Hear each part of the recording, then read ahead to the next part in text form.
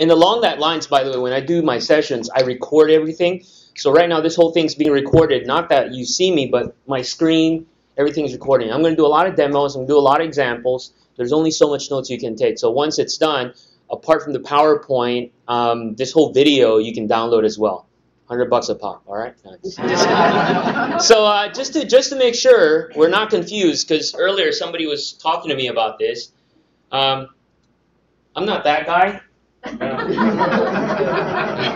I got that jacket though. Oh yeah. We share the same last name, but I'm not that guy. It's funny. When this guy came out, my son was like, "Hey, Dad, you look like him." And it sounds like we have the same last name as him.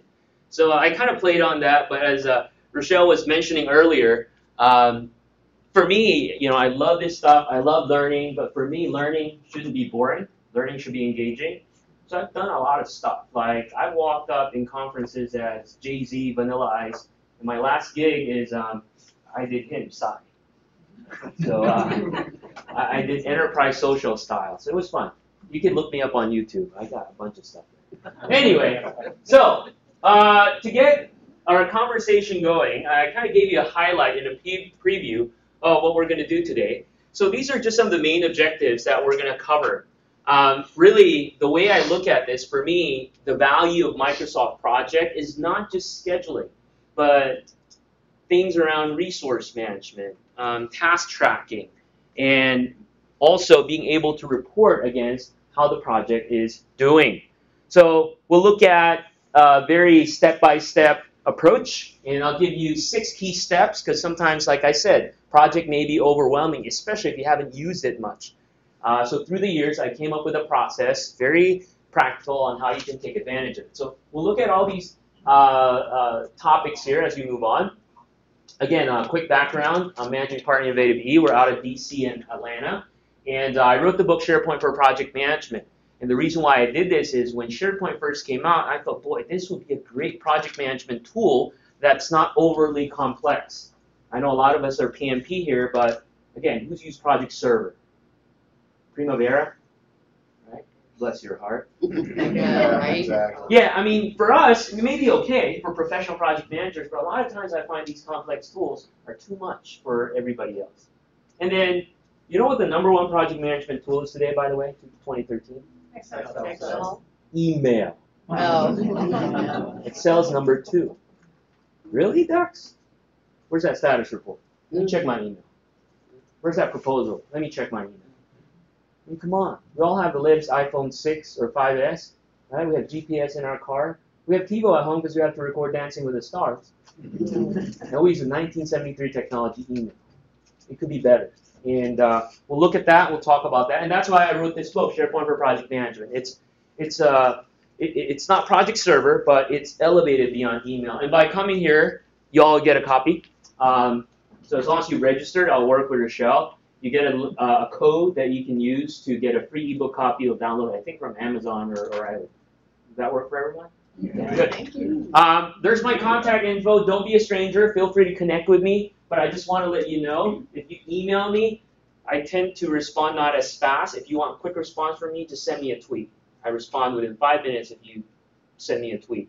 If you don't know what the heck I'm talking about, next year I'll come back with a social media section. Okay? All right. That would be useful. Since I don't tweet. So there you go. I don't tweet. You could, right? Go to Twitter, sign up for an account, and if you do tweet, feel free to tweet throughout the day. So let's get our conversation started here. And to paint the picture, I thought this comic strip is very appropriate for us project managers. So this depicts pretty much typically what happens in a project environment. You know, we start with a customer describing, or our boss describing, what he or she or what they want. Well, Docs, I want this swing with 3 chairs. That's kind of what I think the project is about. This is how the project leader understood it. Oh, okay. All right, customer. How the analyst designed it. Yeah. How the programmer wrote it. Yeah. How the consultant described it. This is what you need. And then you hear the angel singing. Ah! How it was documented. Our favorite activity, documentation, right? What operations installed, how the customer was billed, how it was supported, and what the customer really needed. Now, we all laugh, but we're experiencing these things today. Now, question, why do you think this happens? Anyone? Ma'am, why do you think that happens? Communication. What about communication? Lack of scope definition. Lack of scope definition, lack of communication, maybe irrelevant communication, right? Don't you love it when you get copied in every email that has nothing to do with you? What else? So communication, lack of scope, Lack of detailed requirements. lack of detailed requirements, Lack of common core of experience. common core experience, we're not on the same page, no process. But I No guarantee you, accountability. what's that, sir? No accountability. No chokeable neck. I doubt any one of you in this room are thinking, well, docs, because they have a bad tool to manage projects. That's why this happens, right? Now, tools can help, but tools are not the primary reasons why project fails. And why I want to set the stage is I want to make sure we have our priorities in order. Most of us here are PMPs. I want you to make sure that while I'm going to talk about Microsoft Project, it's just a tool. Okay? Without the fundamental processes, without the fundamental being on the same page, without being accountable, no tool can help you. And why I say this, it might sound so basic. I have a lot of customers, so I live and work in DC. They come to us because we're experts in the SharePoint, project server, project management. They go, hey, Doc, we want project server. I go, why? That silence in the room just like this makes me insecure as an immigrant that my English is not good enough. So I would ask, ¿por qué? ¿Por qué project server, right? So, our projects are behind. Okay. So let me ask you 3 things. So what does your project processes look like? Well, we don't really have that one. Right? We just do it. We wing it. We just need a better tool. And you go, that's the flaw right there, A tool is a tool is a tool. And you've seen it over and over, where organizations throw some tool thinking they'll fix this problem, but it won't. So I want to stress that before we look at the tool. And these are just some of the basics I'm sure that you already know. Again, tools don't run projects. So with that being set, let's get on and talk about our agenda for today. Let's talk about Microsoft Project. So just to give you a quick background, or also just to let me know, who's using Project 2010 or can use Project 2010? What other version? Project 2007? 2007. Okay. Which doesn't import 2010 files. What's that? No, but there's ways around. Who's using 2013, which is the latest and greatest? No one yet? Okay, that's fine. I'll kind of do a highlight and a preview of that later on. But the coverage of this conversation or this session today is all about Project 2010. I'll highlight what's new. So if you're still using 2007, I'll tell you, okay, this kind of doesn't work in 2007. But one of the big things that you see and find in Project 2010 is it looks totally different than 2007. Okay? So what is Project 2010?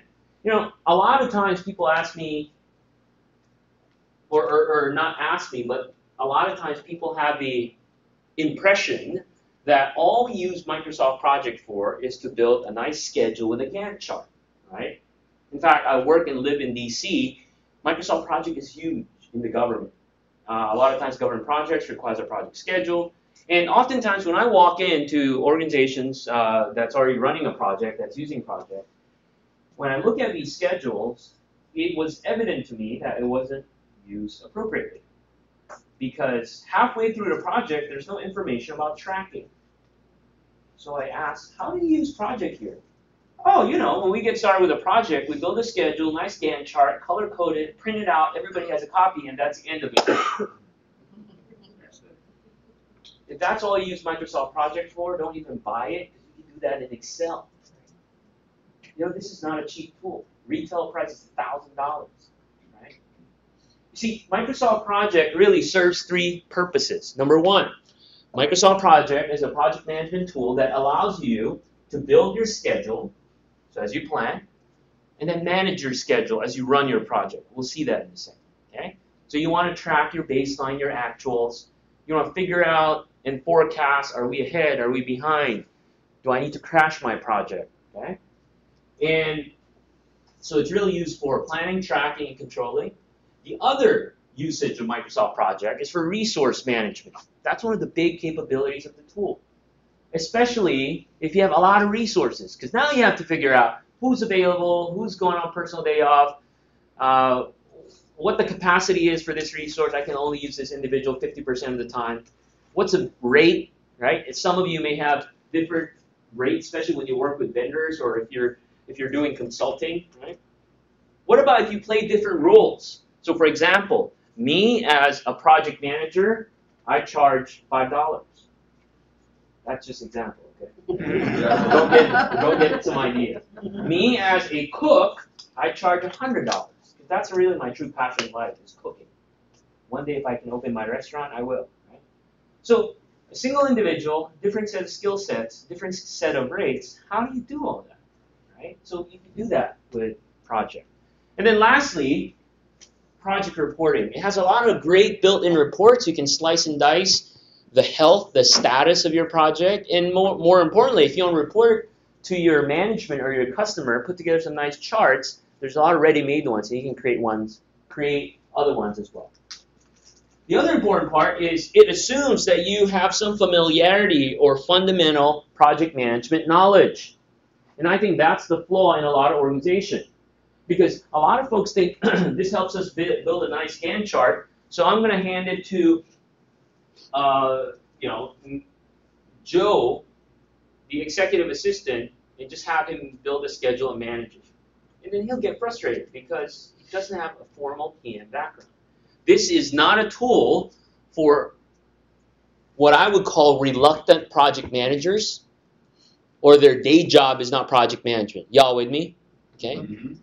It's a great tool. However, if it's not your full-time endeavor, it can be a complex tool.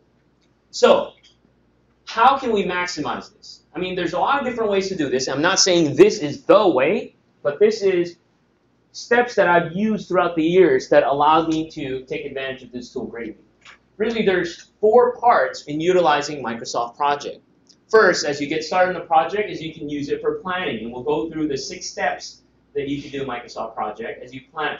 Second is as you start your project, you run your project, you can use it to track progress. How are we doing from a schedule perspective, budget perspective, resource perspective? And then as you gather those updates and information, you can use the tool to do your analysis. Okay, based on the updates that Rochelle put in, looks like we'll be a week behind, so do I need to crash it? Do I need to add more resources? Right? Do I need to reduce the scope? So you can do great analysis. And then last but not the least, you can generate relevant reports. And along the way, we'll see how you can integrate this, again, with existing tools like Office, SharePoint, and even mobile devices. Okay, so let's get started with planning. Okay? So, again, I go back to the fundamentals.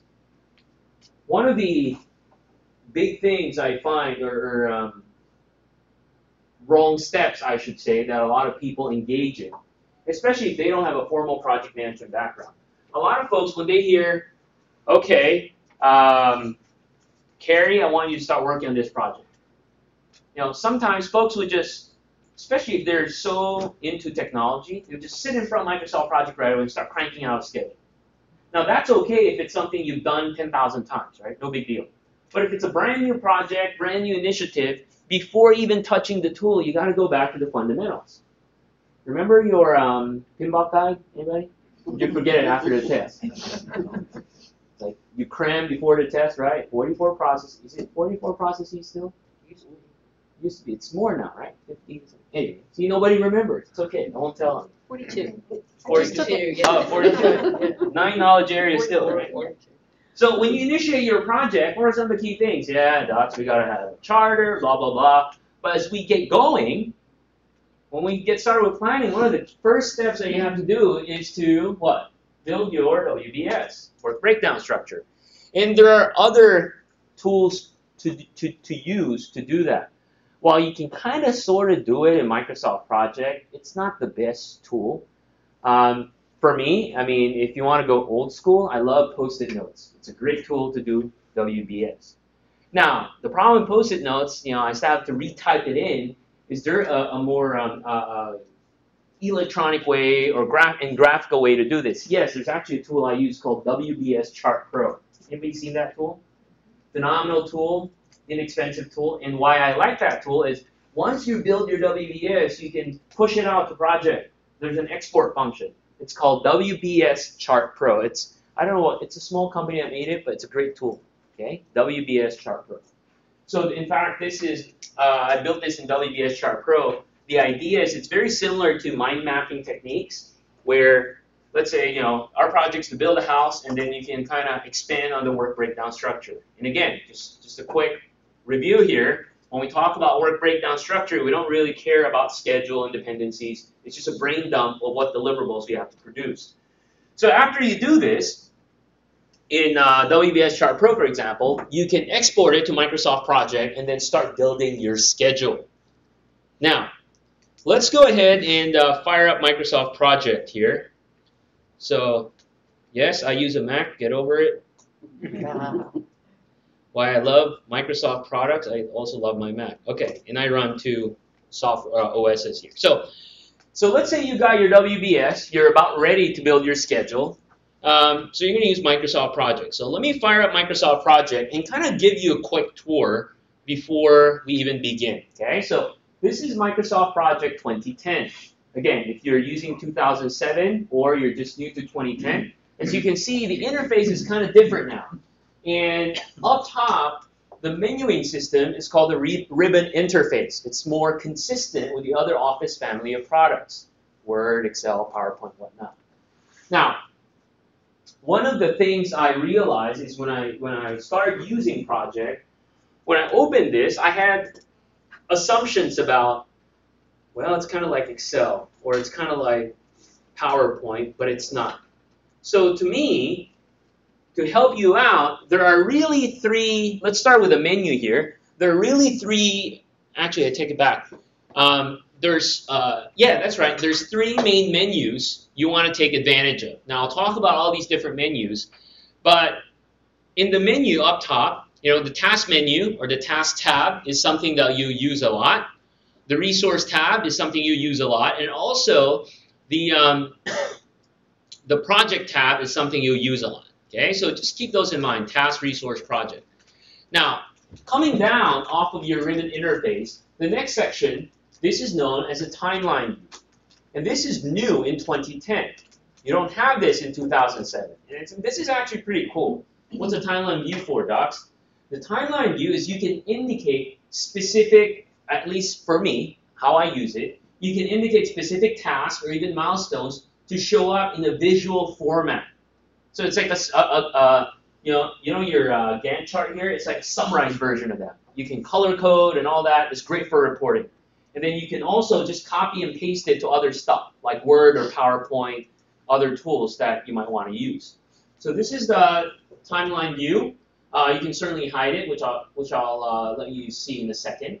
And then in this main area, okay, this is what's called your view. Okay, so this is your timeline view, but this main area is what's called your view. So what's a view? A view is how you look at your project. There's 10,000 ways to look at your project. But the default view that gets displayed, and this is also true in prior versions in 2007 as well, is what's called the Gantt chart view. The Gantt chart view is composed of two sections. You've got your table. So a lot of us are familiar with this. And then you have your actual calendar that depicts when certain things should happen. Pop quiz. Who invented the Gantt chart? Gantt. Duh. Who is Gantt? What's his full name? What? Yeah, Henry Gantt. Very good. So where's Henry from? No. No. So Henry Gantt, I believe he was an officer in the U.S. Army. Way back in the 20s. A lot of the project management concepts, by the way, came from the U.S. military. So he was planning for the First World War, and at that time, the way they planned is really just spread like a sheet like this. And then he realized we've got so much stuff to do. I want a calendar view to see when certain things are happening and all that. So he came up with a side-by-side calendar, kind of draw that bar, and now we use it. It's called the Gantt chart. So on the table side of the house, this table, I just want to show you something here. By default, in Microsoft Project, the table that you see, this is called your entry table. The entry table is predefined table with predefined columns, and the idea is you're going to use this to enter in your schedule, your task, your estimates, your resources. Now, docs, are we stuck with that? Can we use something else? You're not stuck with this. Certainly, you can customize this, which I'll show you in a second. And also, just to let you know, there's a bunch of different tables that you can use. So if I click on the View tab, notice there's a drop-down called Tables. Notice there's a lot of built-in or predefined tables that you can use as well. Additionally, you can create your own tables. So let's say in your world, in your organization, you might have a special column for, I don't know, billing ID or cost ID or department ID, whatever, right? And you just want it there all the time. So you can create your own table with those pre-populated columns as well. We good? Okay. So again, just to kind of give you a tour of the interface, this is your view, and by default, just leave it alone with a Gantt chart view. Next. Okay, so next. So we've kind of gone through the interface. So again, we said project is used for scheduling, resource management, and reporting. When you build your schedule, obviously, the first thing you do when you plan your project, there's 6 steps on how you use Microsoft Project for planning. The first step is you have to define project scheduling.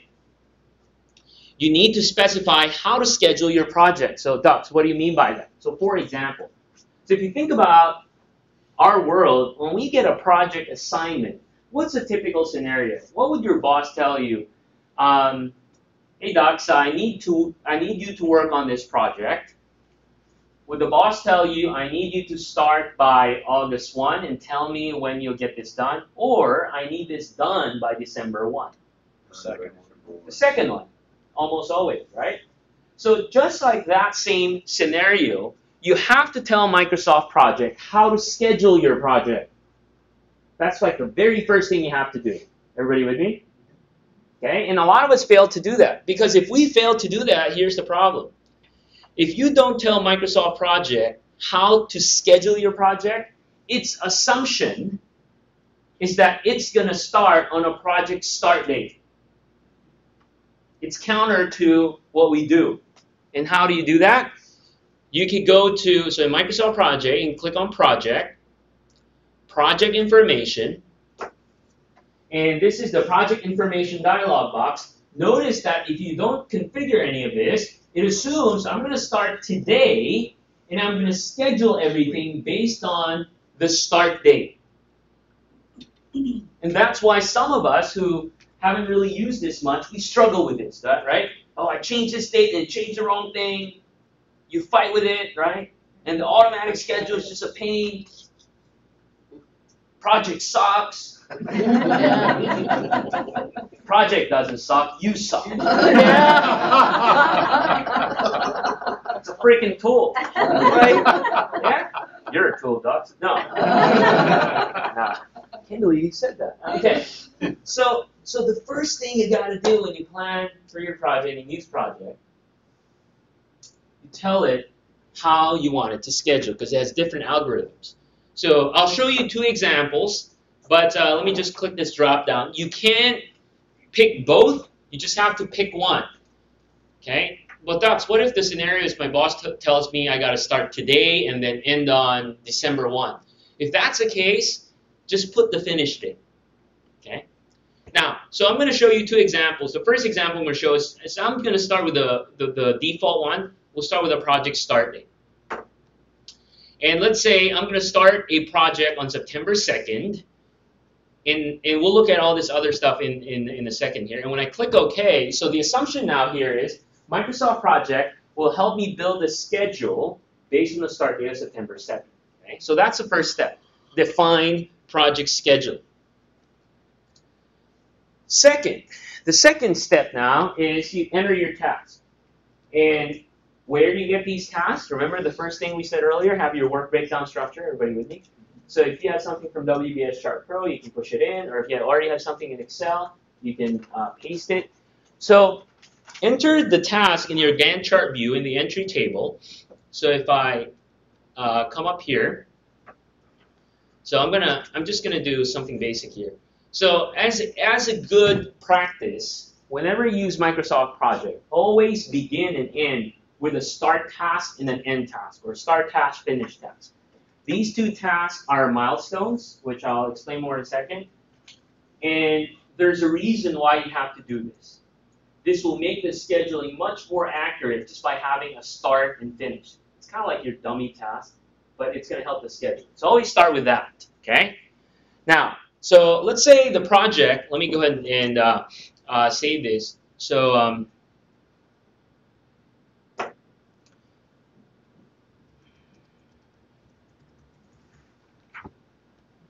okay, so let's say this project is to open a restaurant. In fact, you know what? You guys will help me here. So just to practice what we're talking about today, just the marker pen. Marker pen.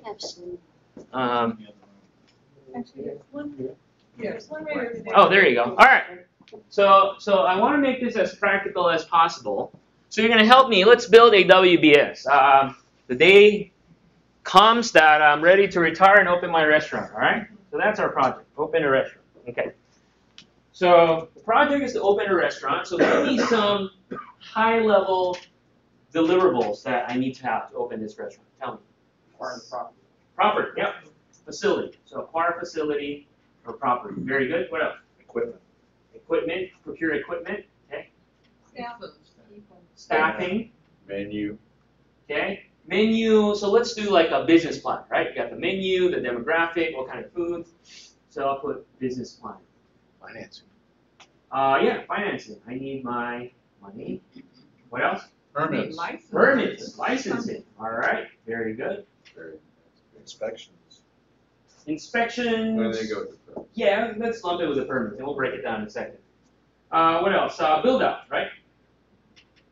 I know it's kind of sort of part facility, but almost always when you get a facility, you still have to build it out yourself. All that good stuff. Food. So I got to find vendors for food and who's going to supply, all that good stuff. What else? Advertising. Very good. Advertising, marketing. So we're going to need the help from the new marketing. Other support contracting, such as trash pickup. Yeah, very good. What do you call those? Like Logistics. maintenance or monthly maintenance, logistics. Okay, so I'll put maintenance. I think you're good. Okay, so we're good, right? So that's our WBS. So the idea is, I just start typing it in. Okay. Facility. Can you read it out to me? So I'll type it. Facility, fast. equipment. Facility. Equipment. Okay. Staffing. Biz plan. Business plan, and then we'll expand on this in a second. What else? Finance. Financing. Permits. Permits. Or go. Okay. Build out. Build out. Food. Supplies. Food. Marketing. Is that No, Oh, supplies was food? Okay. Marketing and then maintenance. All right. Now, I know some of you are puzzled what I'm doing. Well, Docs, 1 second. I thought, can you still see with the lights on? You're fine? Okay. Well, Docs, that's not right. I mean, don't you need to start putting those stuff in order? Yeah. No. No. Again, think about, forget this tool. Project Manager, PMI, do planning, do WBS, right? And then you put your estimates. When do you figure out what has to happen first, what has to happen next? And now I figure out the dependencies. You always Predecessor. We're not there yet. That's where process and fundamentals is important. Because if we don't know the fundamentals, I see why people need to put this in order, because naturally we see a table 1, 2, 3, 4, 5. We need to put it in order. Y'all with me? Do you feel the love? You don't have to. It'll fix itself. I'll show you. Okay. Next. Once you put your WBS, the only thing is you got to put start and finish. So that's like fixed. But in between, order is not important. Okay? It'll fix itself. Because the problem, you know what the problem is, gang? If we get caught up on putting in the schedule or what should happen first, what should happen next, we fail to do this effectively. Again, WBS is just a brain dump. What do we need to deliver? Okay. Now, once you have, give me a second here. Let me put my mouse here so I can type faster and not use this.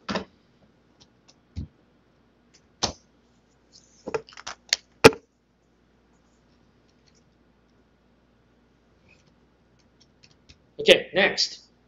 Once you have your task defined, enter your estimates. Now, before I do that, let me show you another thing here. So, step 1, define scheduling. Step 2, enter your task. Now, some of your tasks might have what's called subtasks, because some of you already kind of alluded to that, right? So, what you can do, so, Docs, what do you mean by subtasks? Let me go to staffing. So we know that staffing entails a lot of different things, right? Put an ad, interview people, select candidates, and then hire the right person. So there's like a couple other things that falls under that. Now, what you can do if you want to add all those in, I could do task. You could do a couple of things. You could just, so here's what I would do. There's a lot of different ways to put in what's called a subtask. What I typically do is just go to the task beneath it. In this case, it's business plan. And then I do a right click and just say insert task. Okay? It's going to insert it above it. So I'm going to say put job ads, and then interview candidates. Okay? And then what's that? Just hire staff, whatever. Okay. Now we're not done because as I enter that, it looks like it's a separate thing, right?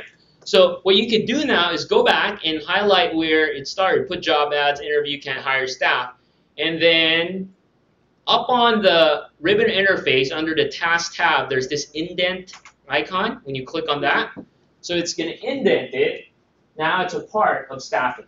Everybody with me? All right. Yes, sir. Is there a task tab in 2007? No, there's a task menu.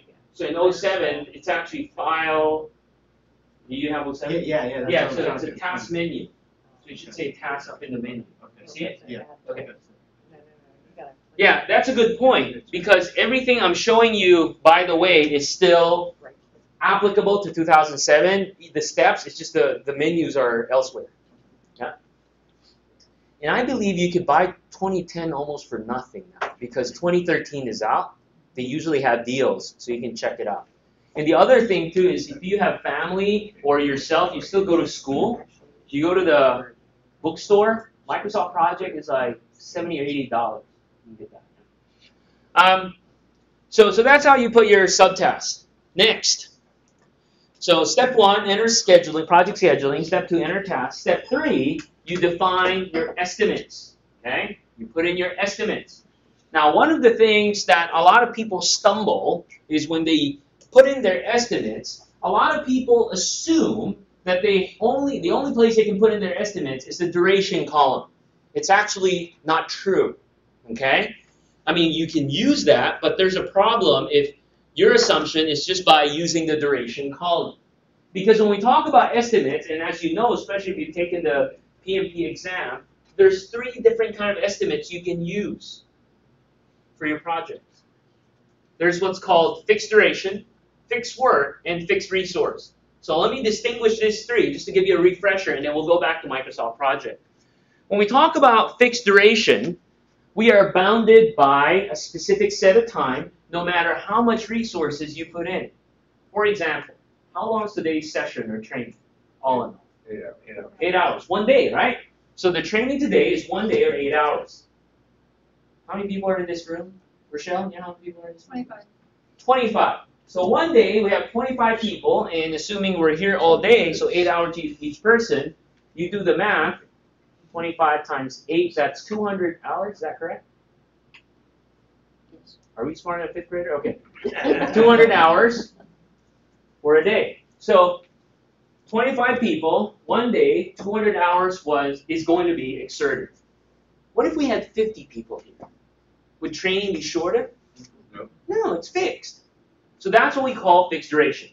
If we have tasks like that are fixed, no matter how many people you throw, like cooking, if you have 25 chefs in front of the oven, it's still that long period of time.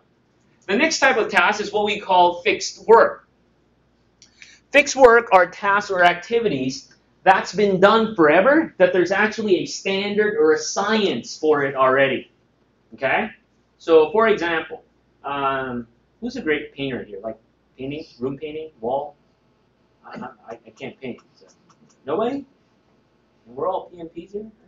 Assuming that there's somebody here who's an expert painter, and I might say, okay,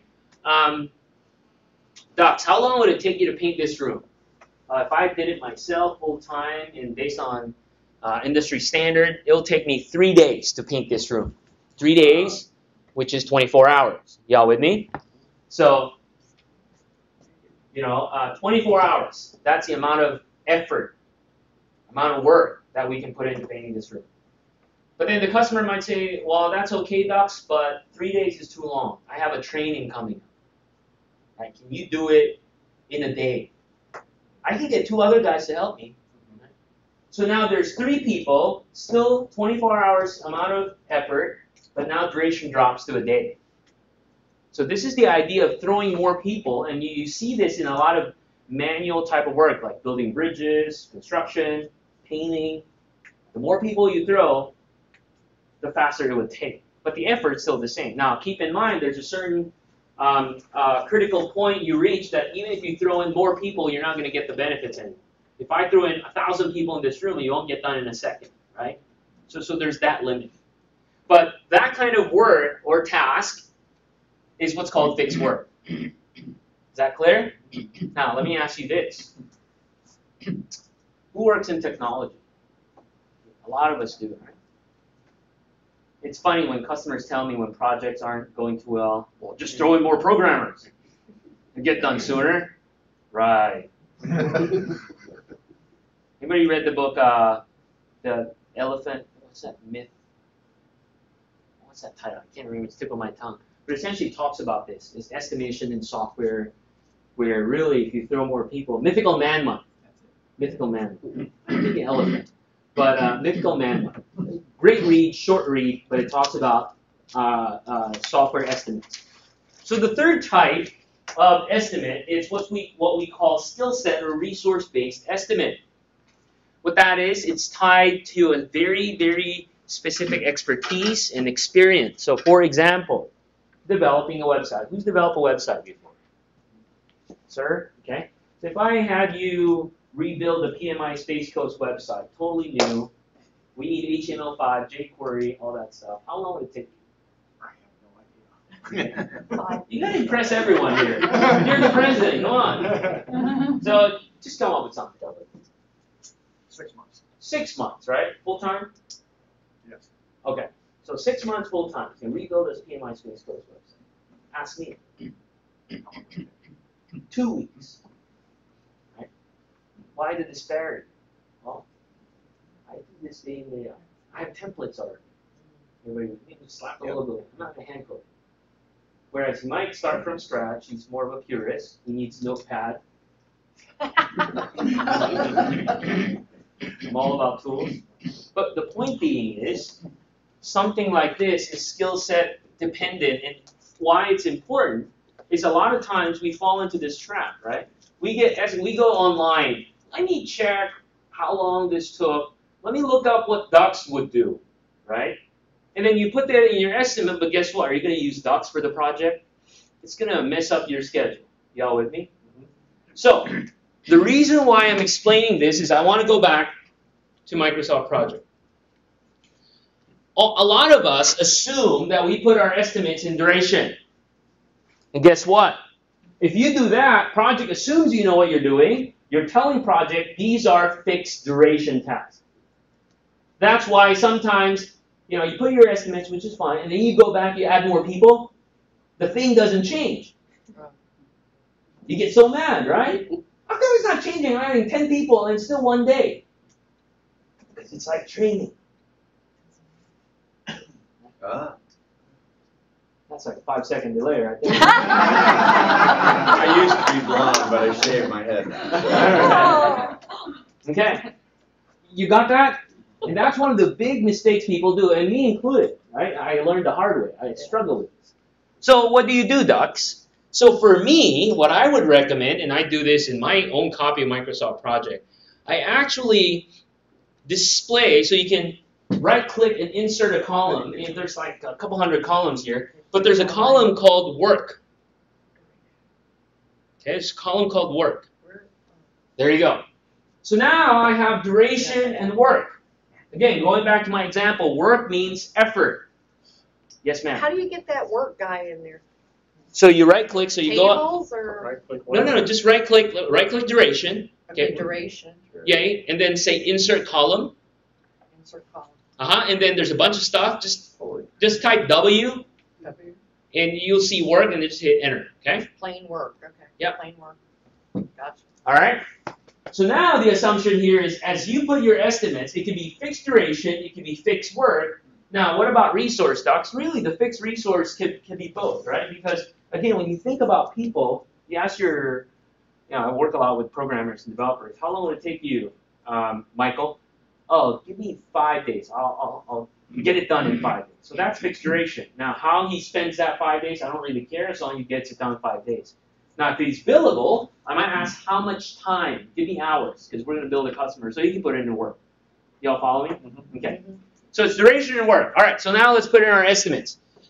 Let's assume most of these tasks are fixed duration. Some of these would require work, but let's assume most of these are fixed duration, because again, we're just starting here. So this facility is really to secure facility. Let me specify. Okay, so the idea of securing facility, that means at this point we got the money, we got the deal, it's just a matter of signing the contract to get the space, okay? So let's say, it doesn't take too long. So it takes a day, okay? Now, equipment. Equipment is looking for vendors, and also once we have the vendor, and we talk about equipment is your stove, your fridge, your tables, is also installing these. Well, I guess installing is part of the build-out, okay? Just looking for that vendor and buying it. How long would that take? 10 days. 10 days. Now, the other thing you can do while we look at this, well, I can put days, right? By the way, one day is one working day. And the way working day is defined is 8 hours, actually 9 hours. It starts at 8 o'clock to 5, but there's a 1 hour break in between, 12 to 1. That's just the definition in project. You can change that. We'll see that in a second, all right? So it's called working time and non-working time. So it's actually 8 to 12 and then 1 to 5. That's one day. And then Monday to Friday. Monday to Friday. Now, go ahead, sir. Question, you added 1 day on the secure facility, but the work didn't change to like 8 hours. Why not? Why not? There's no resource. Okay? Because, remember, think about this. When Rochelle scheduled this event, the moment she thought about it, and we're going to do a one-day event, right? Anybody signed up yet? Is there effort going to be exerted on that future one day yet? No. It's only until people kept signing up, oh, now it's 8 hours worth of effort, 16, 200, y'all follow me? It's fixed duration. Next, later you'll see it go up once you start adding people. Equipment. So she mentioned it takes 10 days, docs. Another way to put in your duration is you can put in working weeks. So I could put 2W, but that also means 10 days, business days. The unit of time you can put here is actually starts in hours. No, I'm sorry, let me take it back. Minutes. So you can put MI, so you can put 2 MI, it's 2 minutes. And then H is hours, D is days, and then you can do weeks, and you can do months. MO is month, or just M. That's the biggest time unit you can use. You can't use year. A month is the biggest. Now, let's move on. Staffing. I'll just do this some of myself. So now, the difference here is, since staffing is what's called a summary task, you don't put the estimate there. You got to put it on the subtask directly. So put job ads. You know, I'm just going to pay for 3 weeks work of 2 weeks worth of ads. Now, another example I want to show. So look at this. When you put ads out, like if you put ads on LinkedIn or newspaper, how does that work in terms of time? Is there a limitation? I mean, if I put 2W, what does that mean? It means that the ads would only show 8 to 12, not going to show 1 to 5, and then it's not going to show. Does that work that way? Nah, not really. I mean, if you put ads, say 2 weeks, it's 2 continuous weeks, 24/7. If you have estimates like that, which Microsoft Project knows, all you have to do is put an E in front of the time unit. So in this case, I'm going to put 2EW. What 2EW means is 2 elapsed weeks, 24/7, no non-working time, continuously doing it. Who knew about this? You gotta thank me. It took me like 3 years to figure this out. 2EW. Okay, so you put E. So you can put ED. So let's say you put 10 hours. Or no, I'm sorry. If you put 1 ED, that's like full 24 hours. If you just put 1 D, it's just 8 hours. Okay. Interview candidates. So I won't spend too much time. I'll spend 3 days interviewing, 3 business days, and the process of hiring will take a day. Business plan. It's going to take me 1 month to write the business plan. Financing. How long does it take to get loans these days? Depending on where you live, dogs. 3 months. Permits. How long does it get permits here? 6 months. 6 months? In DC, it's depending who your lobby is. 6 months. Build out. Sorry, I missed that. 6 months.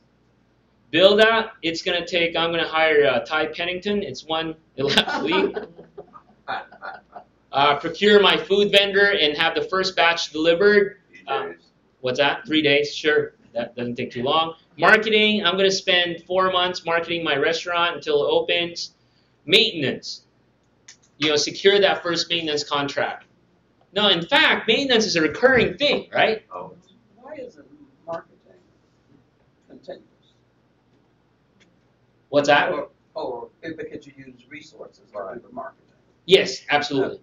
Yeah, I'm going to have actual people. That's a good point, but somebody would have to create ads and all that stuff. Good point. Maintenance. So maintenance is a good one because that's a recurring thing, right? And that's common in our project. Think about meetings, status meetings. I mean, if we're truly working on a project and we have status meetings, we're still exerting effort. People are attending, time's being spent. Y'all with me? So what I could do is I'm going to delete this. I'm going to change it to what's called a recurring meeting or recurring task. Let me delete this. And I'm going to, under task, I still get confused here sometimes. Where's that? I don't use recurring frequently. Insert. Back in 2007, you go to task, insert recurring task. 1 second here. Under the task pull down. Task form, you see it? Yeah. And then insert task and do the pull down. Oh, it's okay. Insert. No, up here, up on the top. And the ribbon On the on ribbon. Oh, right. Okay. Say that again. Task. Go over to your right. Keep going. Oh, okay. Here. There's a button. Here. Task Okay. pull Yeah. down. Thank you. Recurring task. There you go. Okay. I want my money back. It doesn't know where it is. Okay.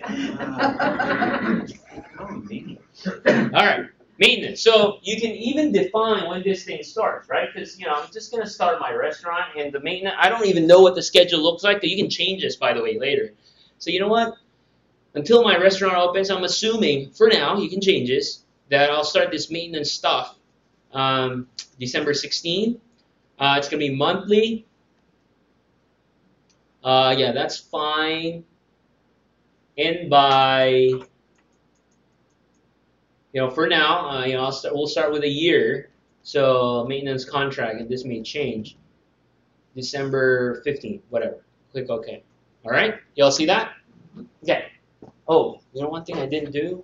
I didn't define how long each event would be. Did I say how long each? Monthly on that day. Yeah.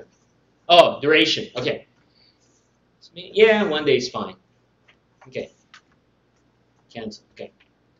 All right. So, and then finish. So now I got my tasks, I got my estimates, and what's next? Now, question about estimates before we move on. We're good? Okay. So I know I'm talking about a lot of stuff, but again, I've kind of described what we went through. And like I said, this is recorded, so you can get to see it. Next, number 4. Number 4 is linking tasks. So just going back to our process, and very fundamental to project management. So now that we've got our estimates, the next step is you have to identify the dependency. What has to happen first, what has to happen next. And when we talk about dependencies, there's a lot of different types of dependencies. The most common one is what's called finish to start, right? It's A, B, C, D, E. The next one is what's called start to start. Let me explain what that is, because there's a lot of misconception about that. When we say start to start, it doesn't mean two things can start at the exact same time. It doesn't mean that. What start to start is, it means that as soon as a task starts, the other one can start. Give me an example. For example, so let's say, in fact, let me draw this.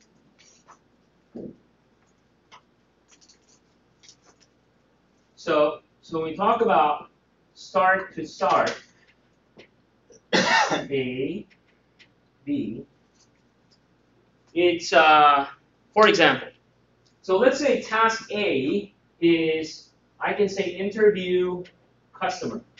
That's a task, right? I need to do an interview. I need to gather requirements.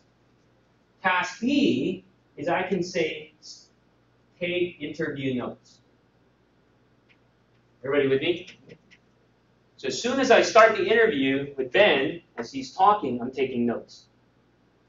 Because in theory, if that was finished to start, I could do all the interview, and some of us do this. I start talking to him, and only after the interview, when I take the notes, that's finished to start. You all follow me? But I don't really start these two things at the exact same time, because we have pleasantries. Hey, how are you doing, Ben? Blah, blah, blah. So we start the interview. Or I can do taking notes until I've started interviewing the customer. Y'all follow me? So that's start to start. The other type of dependency is finish to finish. And the idea here is you can't finish, so let's put A, B, C, right? You can't finish C until B is done. Okay? What's an example? So let's say A is interview customer. C is, so as soon as I start the interview, in fact, that's a bad example. We use your restaurant. You can use it there for the facility and the permits, because you That's can't right. get your fire permit until the build-out's done. Exactly. All right? Sorry, Rochelle. No problem. Start You using got all all this. the research that you want. Okay. So here. So let's just say, you just need a quick example of your requirements, and then develop.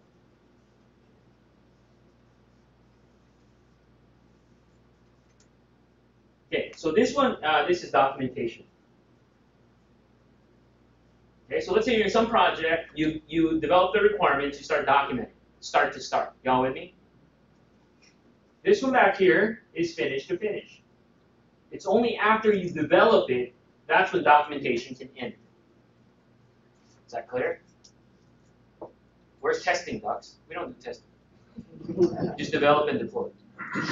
So after you develop, That's only when you can finish documentation. We're good? Okay, lastly, start to finish. That's the most complex one. We rarely plan for this, so let me explain. Start to finish. We rarely plan for this, but it happens. The only time you start to finish, I've never used it in the IT industry, but there's other industry that actually can do this. What's the symbol for this? I totally forgot. Oh, start to finish. Yeah, I know what the symbol is. So here's the thing. Start to finish. Actually, no, I got this wrong.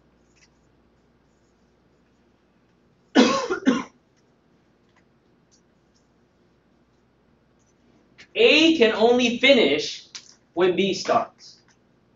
A can only finish when B starts. Let me give you an example. So this is cruise country. In fact, next week I'll go on my very first cruise in my family. Disney. Let's go. I haven't. Have you been to Disney cruise? Okay. We've been to the Bahamas one with my 2 kids. Anyway, so cruise or even travel industry, you see this a lot. So let's say task A is sell tickets. Okay. Task B is a ship leaves port. When do you stop selling tickets? There's only 2 situations. One, if it's sold out, you stop. But your cruise ships, they're rarely sold out. There's just a lot of cabins. So in theory, when do you stop selling tickets for a cruise? When the ship leaves, right? And if the ship gets delayed, like a day or half a day, which rarely happens, but it happens, airlines, that's the most classic case. I mean, planes always get delayed. And I've done this already where the plane gets delayed, and I can still buy tickets for that delayed flight. Y'all with me? So that's what start to finish is. Start to finish, you only stop as soon as the other begins. So if we work, again, with the survey we did earlier, I assume a lot of us work with technology, we don't really plan for start to finish in our work. However, it happens. Okay, so when does that happen, Doc? When does start to finish happen? So let me draw this. So this is, again, requirements, develop, test,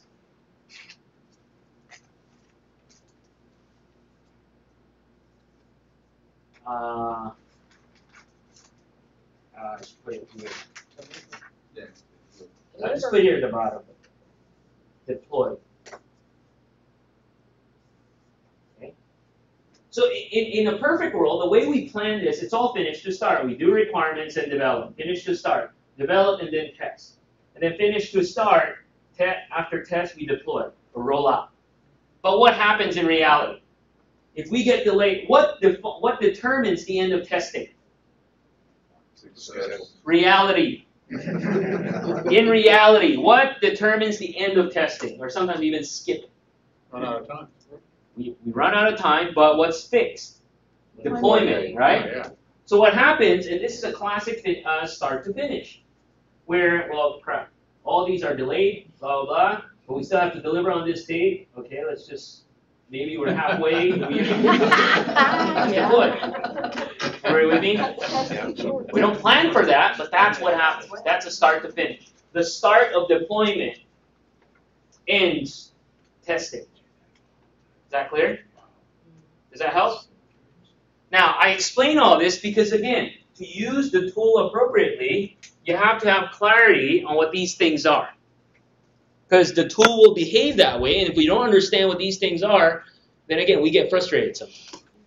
What I want to do next is, prior to the break, we talked about the next step is building dependencies. So I want to show you how you do this in Microsoft Project. Now, before we do that, I want to highlight a couple of things for you. Well, first and foremost, I totally forgot to do this earlier. Remember the start and finish task?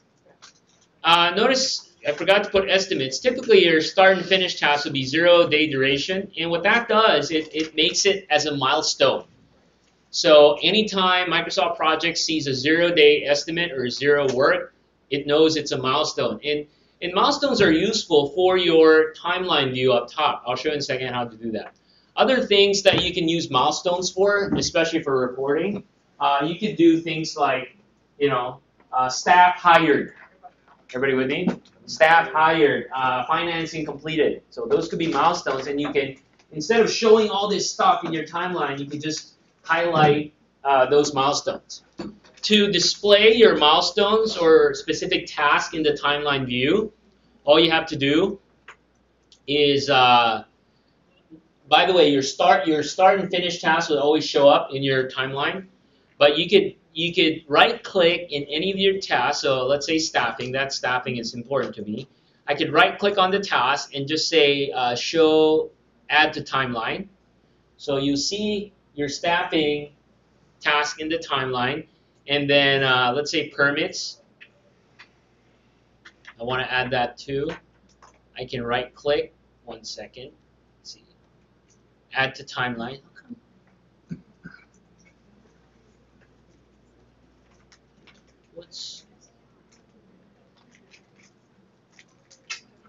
Oh, 1 second.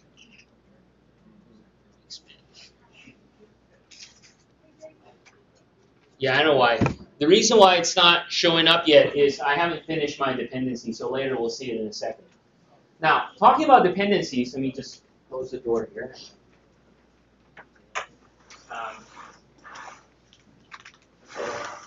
Okay, in Microsoft Project 2010, there's a new feature that's not in 2007.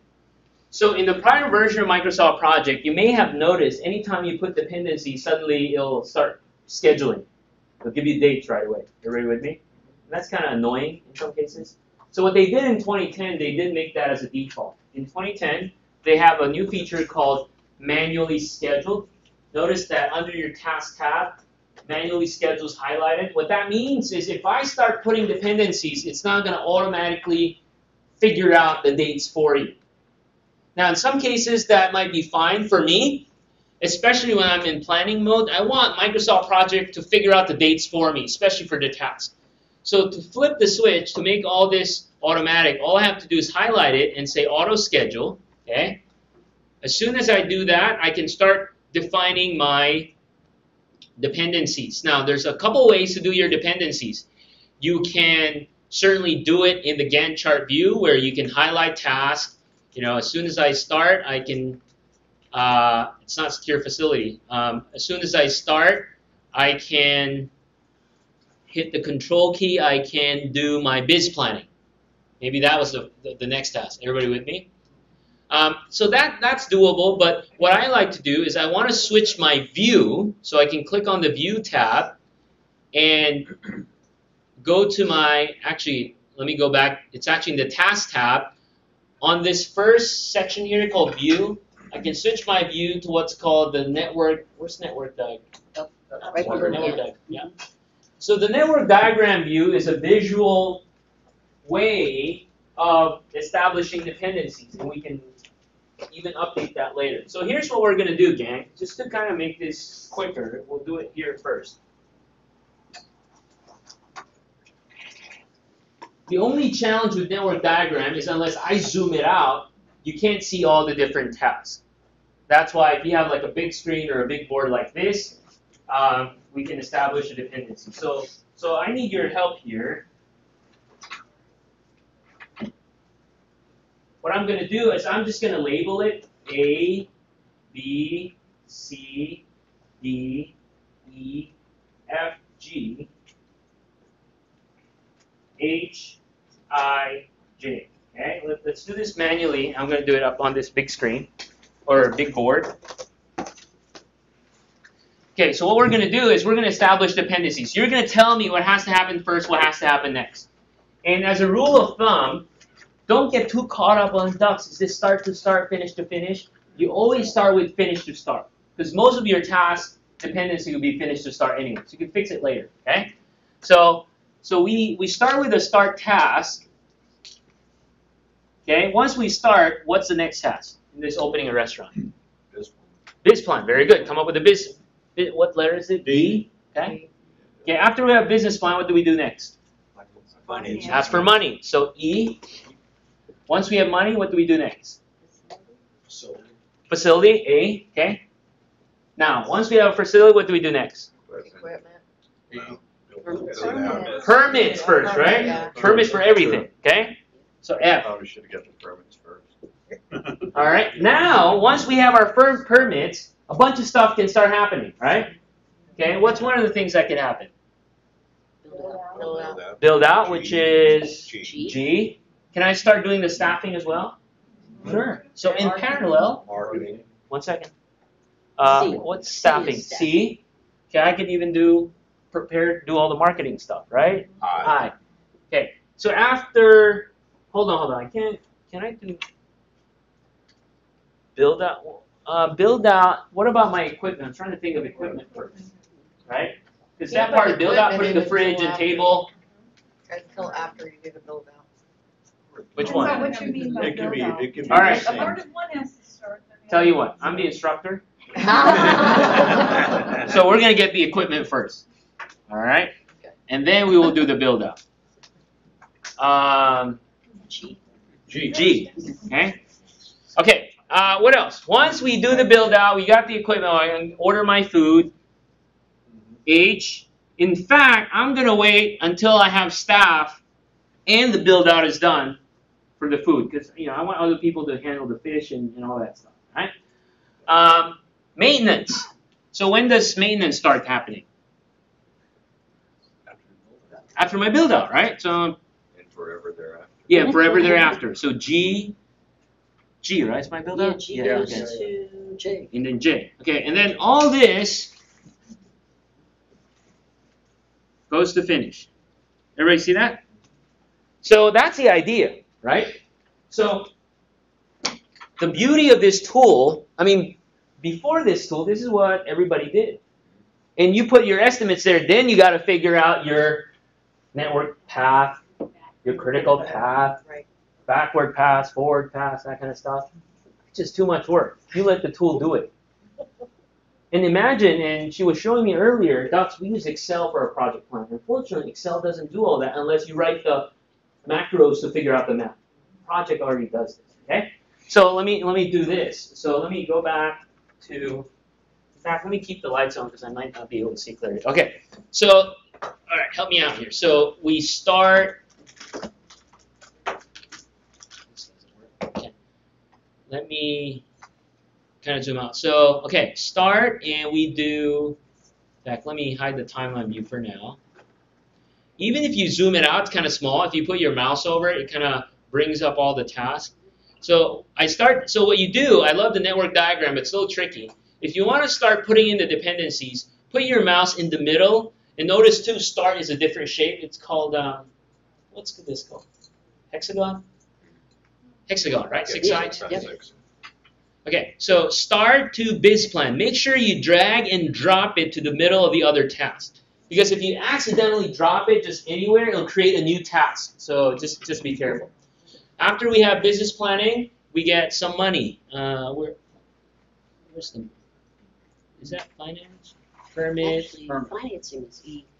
There you go. What's the next one? D, business plan, and then financing, right? Yeah. Okay. So business plan, financing. Okay. After financing, we said we can get the location. After we get the location, we said we can get permits. Okay? After we get permits, we can do a couple of things, right? So what's this one? Build out. Equipment, that's one thing. So here's the thing, too, that you have to think about. BCI. What's that? BCI. Oh, one second. So permits, I could get the equipment. So that's B. So let's finish that path, and then I'll go back to the other stuff. So after I get my equipment, what's G? G's build out. G is the build out. Okay, so I could go to my build out, okay, and then after my build out, so it splits into two, J and H. What's J? Maintenance Maintenance, okay. So build out, maintenance, and food. and food. Is this? Oh, no, it's marketing. Okay. Oh, yeah. Maintenance is the recurring one. So I'm going to drop it to maintenance, and then food. Okay. And then they go to finish, right? Okay, so finish. Okay, great. And then next, let's go back to permits again, because we said, oops, where's permits here? We also said permits, staffing, all of staffing, right? Mm-hmm. And then staffing goes to food. Food. Okay? And then what else? Marketing. Permits, marketing. Okay? And then finish. We're good? Yep. Okay. Now, a couple of things here before I switch my view. What do you think that red line is? Critical path. Critical path. Just to review, I talked to a lot of people about this. A lot of people have the wrong information. They think critical, those are tasks that are important. No, those are time critical. Anything that slips in that path, what? Project delay. Now, let's look at this and see what it looks like. So this is kind of cool, but if I look at the Gantt chart, okay, what it's going to show me now is, so far, again, we haven't done resourcing. If we start the project in September 2nd, looks like we'll end on December 2014. Is that right? What's wrong? Maintenance. What about maintenance? It's a recurring activity. It's what? It's ongoing, it doesn't It's end. ongoing, it doesn't end, but based on how we drew this, what's the assumption? It has to finish. It has to finish, right? So that's a wrong assumption there, Start to start. right? In fact, maintenance happens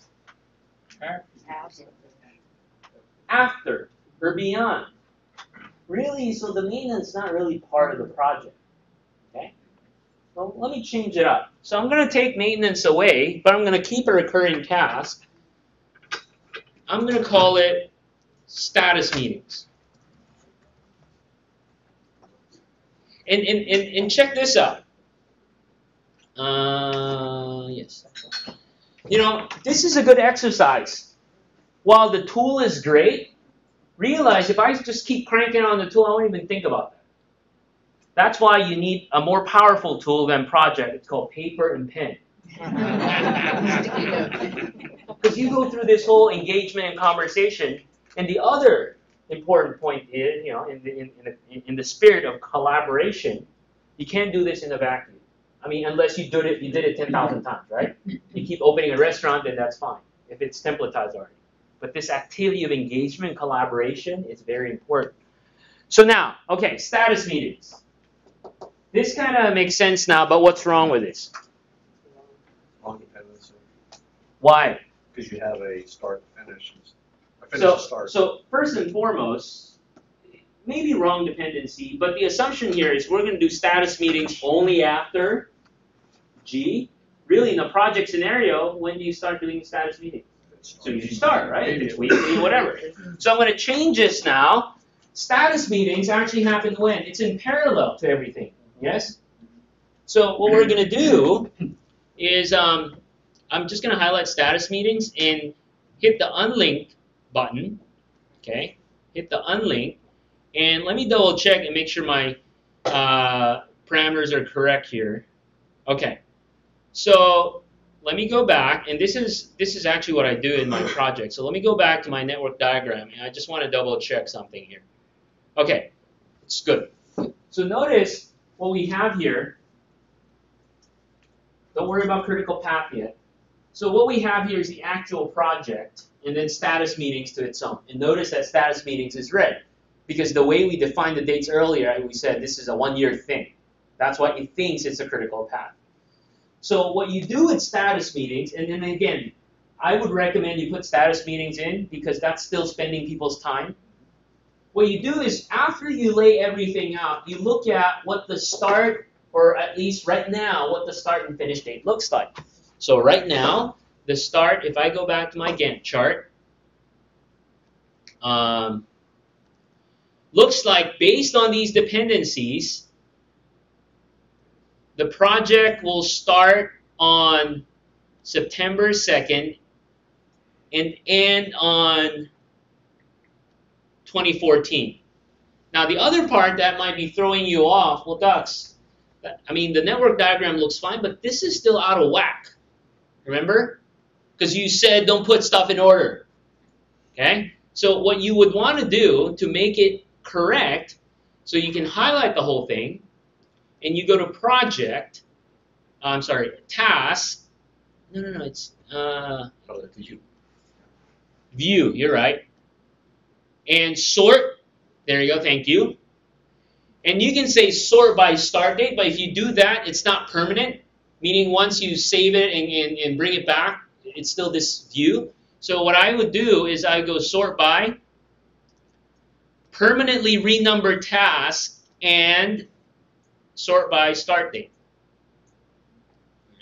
Start, okay, and then click sort. Now, once you do that, it makes sense, right? Start, business plan, finance. Everybody see that? And what this is showing me, at least for now, again, don't worry about status meetings. It's between September 2nd and September 29th. It looks like it's a one-year project. So what I could do, at least for now, you can change this. We're going to say, okay, it's a weekly activity, and our status meetings are 1 hour, occurs every Tuesday, whatever, and it's going to start as soon as the project starts, which is September 2nd, and end on, at least for now, what it says here, the week of September. Okay, so let's just say 20, end after 30. Everybody see that? And then, okay, that's fine, because it has a predetermined stuff earlier, okay? And then, the last thing I'm going to do is, let me go back to my network diagram. Go back to my task, network diagram, and then I'm just going to take start and finish, right? And again, it still shows the critical path as the meetings because I put it after. Let me change that. So let's put it just this. It's on Tuesday, so we'll do it 16th or 16th, yeah. Let's do it 16th, okay? So now it shows you the true critical path. Everybody see that? Okay. So those are just some little tips and tricks here you can take advantage of. And based on that, now I have my schedule. Now, is this the final schedule? No. Because what else is missing here? Resources. It's going to change everything, right? But at least for now, I have a good draft and initial cut of the schedule to move forward. Everybody with me? Okay, next. Before we talk about resourcing, I want to explain this whole concept of calendar. You see, the heart and soul of Microsoft Project are the calendars. That's how it calculates stuff. Okay? So you have to clearly understand how calendaring works. So in Microsoft Project, and this is true with all versions, even prior versions, Microsoft Project, at the heart and soul of it, has these things called base calendars. Okay, what are base calendars? Base calendars are calendars that are used to calculate pretty much everything. Out of the box, it comes with 3 different kinds of base calendars. It's pre-made for you. A standard calendar, standard work week. Monday to Friday, 8 to 12, 1 to 5 as working time. Saturday, Sundays are non-working time. Everybody with me? So if you put 8 days, 8D, it's not going to do straight 8 days. It's going to do Monday to Friday, if it starts on a Monday, skip Saturday and Sunday, and continue counting the next 3 days the week after. That's a standard calendar. One thing you have to realize, in the standard calendar has no holidays or country holidays. Either you put it in yourself, or you can actually download these on the Microsoft website. And I'll show you how you put in these new calendars as well. You can change these base calendars as well. You can go in and start putting in holidays, or maybe for your organization, you have different work schedule. Maybe, I know in some government agencies, they work 4 days a week, but 10-hour days kind of thing, right? Or every other Friday it's off kind of thing. You can put it there. Night shift calendar, it's the opposite of standard calendar. I think it starts, I forgot, anybody know what time night shift starts? 5 o'clock, right?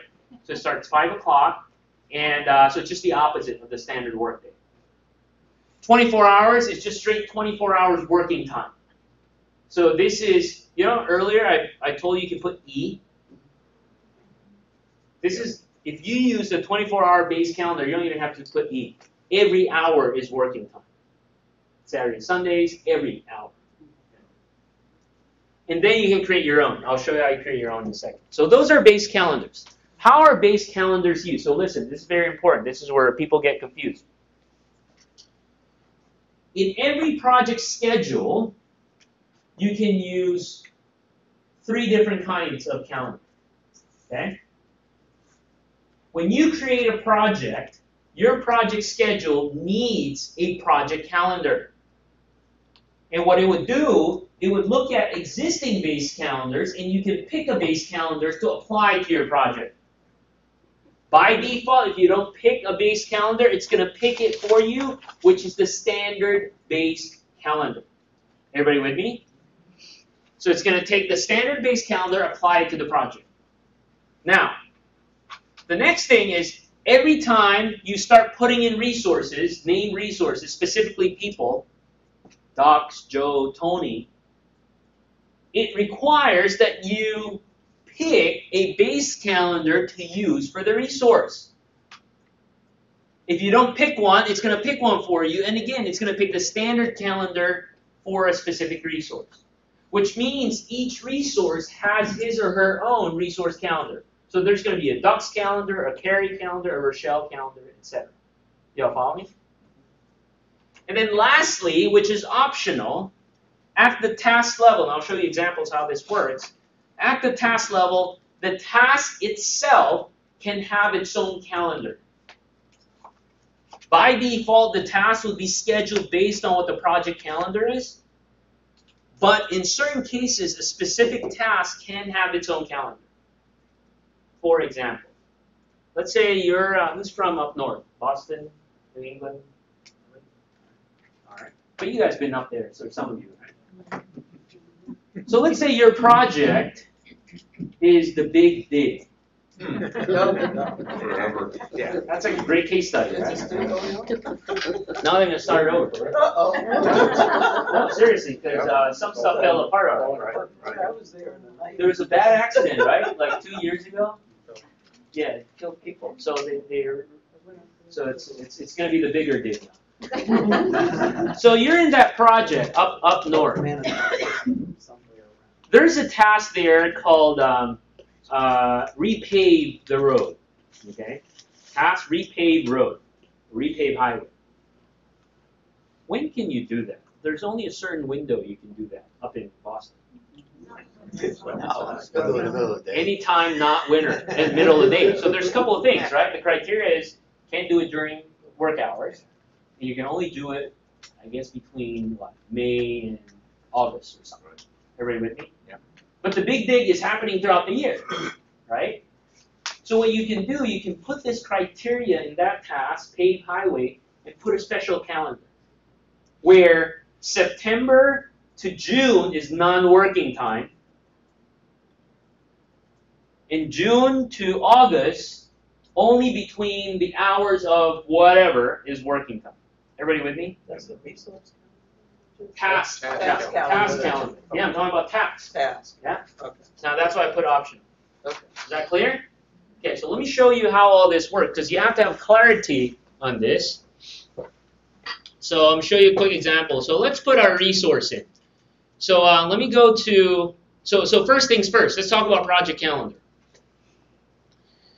If I go to my project tab, close the lights here, project tab, and go to the project information dialog box. All right. Notice that under this calendar drop-down, by default, the standard base calendar is picked. Y'all see that? Now, if that's true, then that's great. If not true, you got to pick your own, and or you create your own. So let's go and create our own, because we need a special PMI Space Coast calendar. So to create a calendar, Yeah, I've been using 2013 project in the last 6 months, so forgive me. I'm just trying to remap all the menu again. You can go to File, Option. 1 second.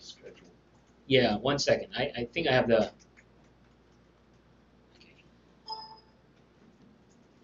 File Options, Schedule. No, it's not here. There's a place where you can create calendars. Who has 2007? You have 2007 project? 10? You have 2007? I know where exactly. It says change working time, maybe that's. Yeah. Yeah, change working time. Where do you see it? Right under But the format. fifth one- Oh, okay, there you go. Thank you. Under project, change working time. That's what I was looking for. You see in 2013, they called it something else. Don't you love Microsoft? They keep changing these. Yes, they're improving it. Oh, there you go. Next, where did you go again? Okay, so let me step back. What I'm going to do is create a new calendar called PMI Space Coast. It's under the project tab. It's called change working time. In 2013, they call it create a new calendar, which makes more sense, right? So change working time. Now, the idea in this dialog box, you can do a couple of things.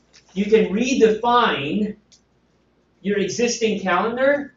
Personally, I don't want to redefine the out-of-the-box stuff one because I don't want to mess with that, right? I want to create a new one. So change working time, create new calendar.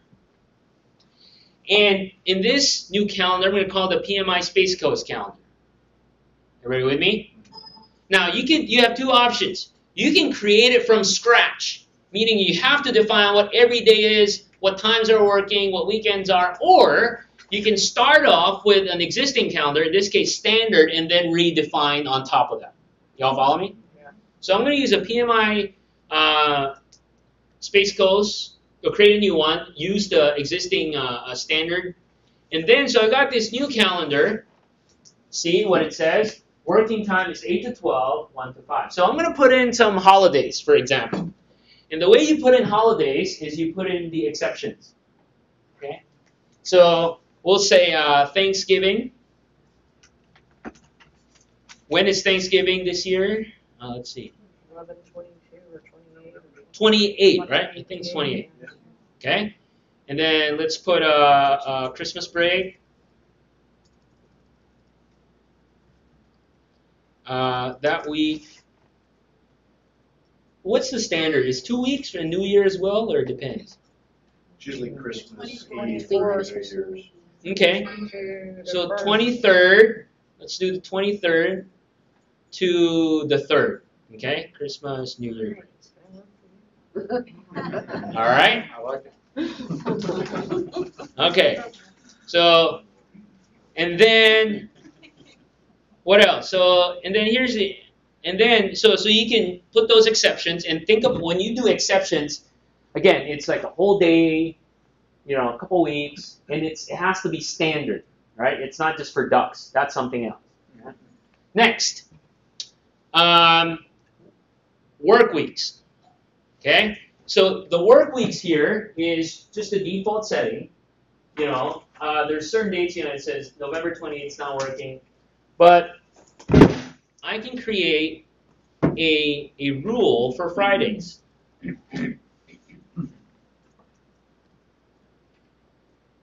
And this rule applies from today to forever. Okay? How come you won't let? I thought I could put NA. Maybe not. I'll just say this rule applies to from today to 2015. Okay? And here are the details of this rule. Every Friday, we don't work. Everybody with me? We just don't work on Fridays. Let me double check here. Okay, so every day, all right? So we did a couple of things here. We put the holidays for exceptions, and then work weeks. There's a rule called the Friday rule, where we just don't work on Fridays. Now, we click OK. Now, as soon as I create my base calendar, has it been applied? No. So I have to go back to my project calendar and make sure I'm using the PMI Space Coast base calendar. Everybody see that? Now, before I click OK, I'm going to hit cancel. Realize that our initial schedule has been based off of what? The standard base calendar. So if I flip the switch, what's going to happen? It's going to extend, right? Which is true. Well, what did we have here? 29/2014. So you can see, push it out, right? So we'll work Fridays. Now, and which is fine. And again, that's the other power of this tool. I mean, imagine if you're using Excel, how do you do all these what if? Right?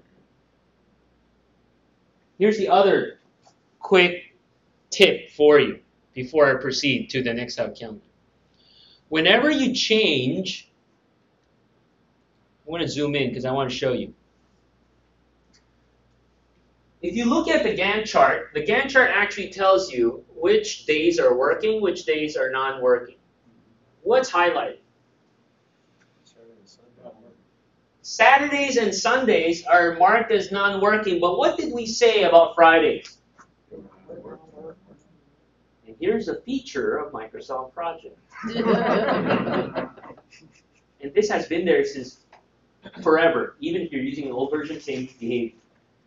Listen, if you use a different project calendar other than the standard base calendar, the Gantt chart calendar view doesn't switch to show you. You're looking at it, it's like looking at the Roman calendar against the lunar calendar. Everybody with me? So if you print this out, it won't make no sense. So what you need to do, friends, is if you use a different calendar, and especially if you start defining Fridays as non-working and you want it to show, you go to your calendar and notice there's a thing here called non-working time. Just right-click non-working time. And guess what? You got to pick the right calendar. Everybody with me? Where did you do that? Oh, in the work You tab. right-clicked on that background? Yeah. You just right-click anywhere here. On the Gantt chart Yeah. side. Ah, okay. Really interesting. And then click OK. Everybody see that? Now the dates were correct. It's just that background shading wasn't correct? Yes, visually. Okay. So the visual representation of the calendar, the math is correct, but the visual representation is not. And that's big because when you do reporting, a lot of us print this out or take a screenshot, emails to our boss or something. Doesn't make sense. Okay. I got into a bad experience with this with a customer, and I scratched my head. Something's wrong here. And I finally realized what's going on. And I told Microsoft about this since 2003. And for some reason, I don't know. Okay. And there's no other way to do that. I mean, you couldn't. It's not automatic. It's just not automatic. You just have to know. Okay? That's why they got me down here. Okay. Now, so that's project calendar. Next, let's talk about resource calendar. So let's start talking about resourcing here. So now we've got our schedule. Let me go to, up top, let me go to the resource tab. And I like to put my resources in what's called the resource sheet. So I can go drop down Team Planner, resource sheet. And in the resource sheet, again, it's another table. And there's a lot of columns that displays by default. You can change it, you can hide, you can add new stuff. So the idea is you put all your resources here. So let me start putting in resources. So let's put Docs, Raymond, Sai. Let's put Tony, Soprano. Let's put engineer. Okay. Let's put, let's see, paint. Okay, let me leave it at that. So let me explain. There's two types of resources you can put in as part of resources. Work, resource that will perform work, which are human resources. Number two, material resources. Paint, equipment, servers, right? because if that's part of your expense of the project, you have to list it. So the next column is type. You know, you just pick the right type. In this case, paint is a material resource. There's actually another type of resource called cost, and this is actually new in 2010. The only closest thing I can think of for a cost resource are like, you can have miscellaneous costs. You might have just a chunk of money for stuff, right? And you might not know yet early on what that may be. So you can, what? Maybe like a grant, you know, nonprofits get a grant. Exactly, yeah. Or lobbying funds. But you're right. So it's a cost resource. So you've allocated some budget for that, right? Or express payment, whatever. Now, another thing I want to distinguish too with your human resources, it could be a generic resource as well. Because early on when you're planning, you might not know who the named resource will be. You just know you need a Java developer, a senior engineer, you know, that's as far as you know. And that's fine. You could list it at that way. The next column called material, that's a label you can put for your material resources. So I can put gallons. So for paint, if you start using paint, you can say, I need 3 of this paint. You'll put gallons. You'll see in the Gantt chart, it'll say 3 gallons or something. Initials, it picks the first initial. You can change it. And where this is used is for reporting. So you can change it. You can leave it as is. I don't really use initials. Grouping is actually very good. You can use it for filtering and reporting. So for example, Docs, there's different ways you can do this. Docs is a contractor. Tony is with the engineering department.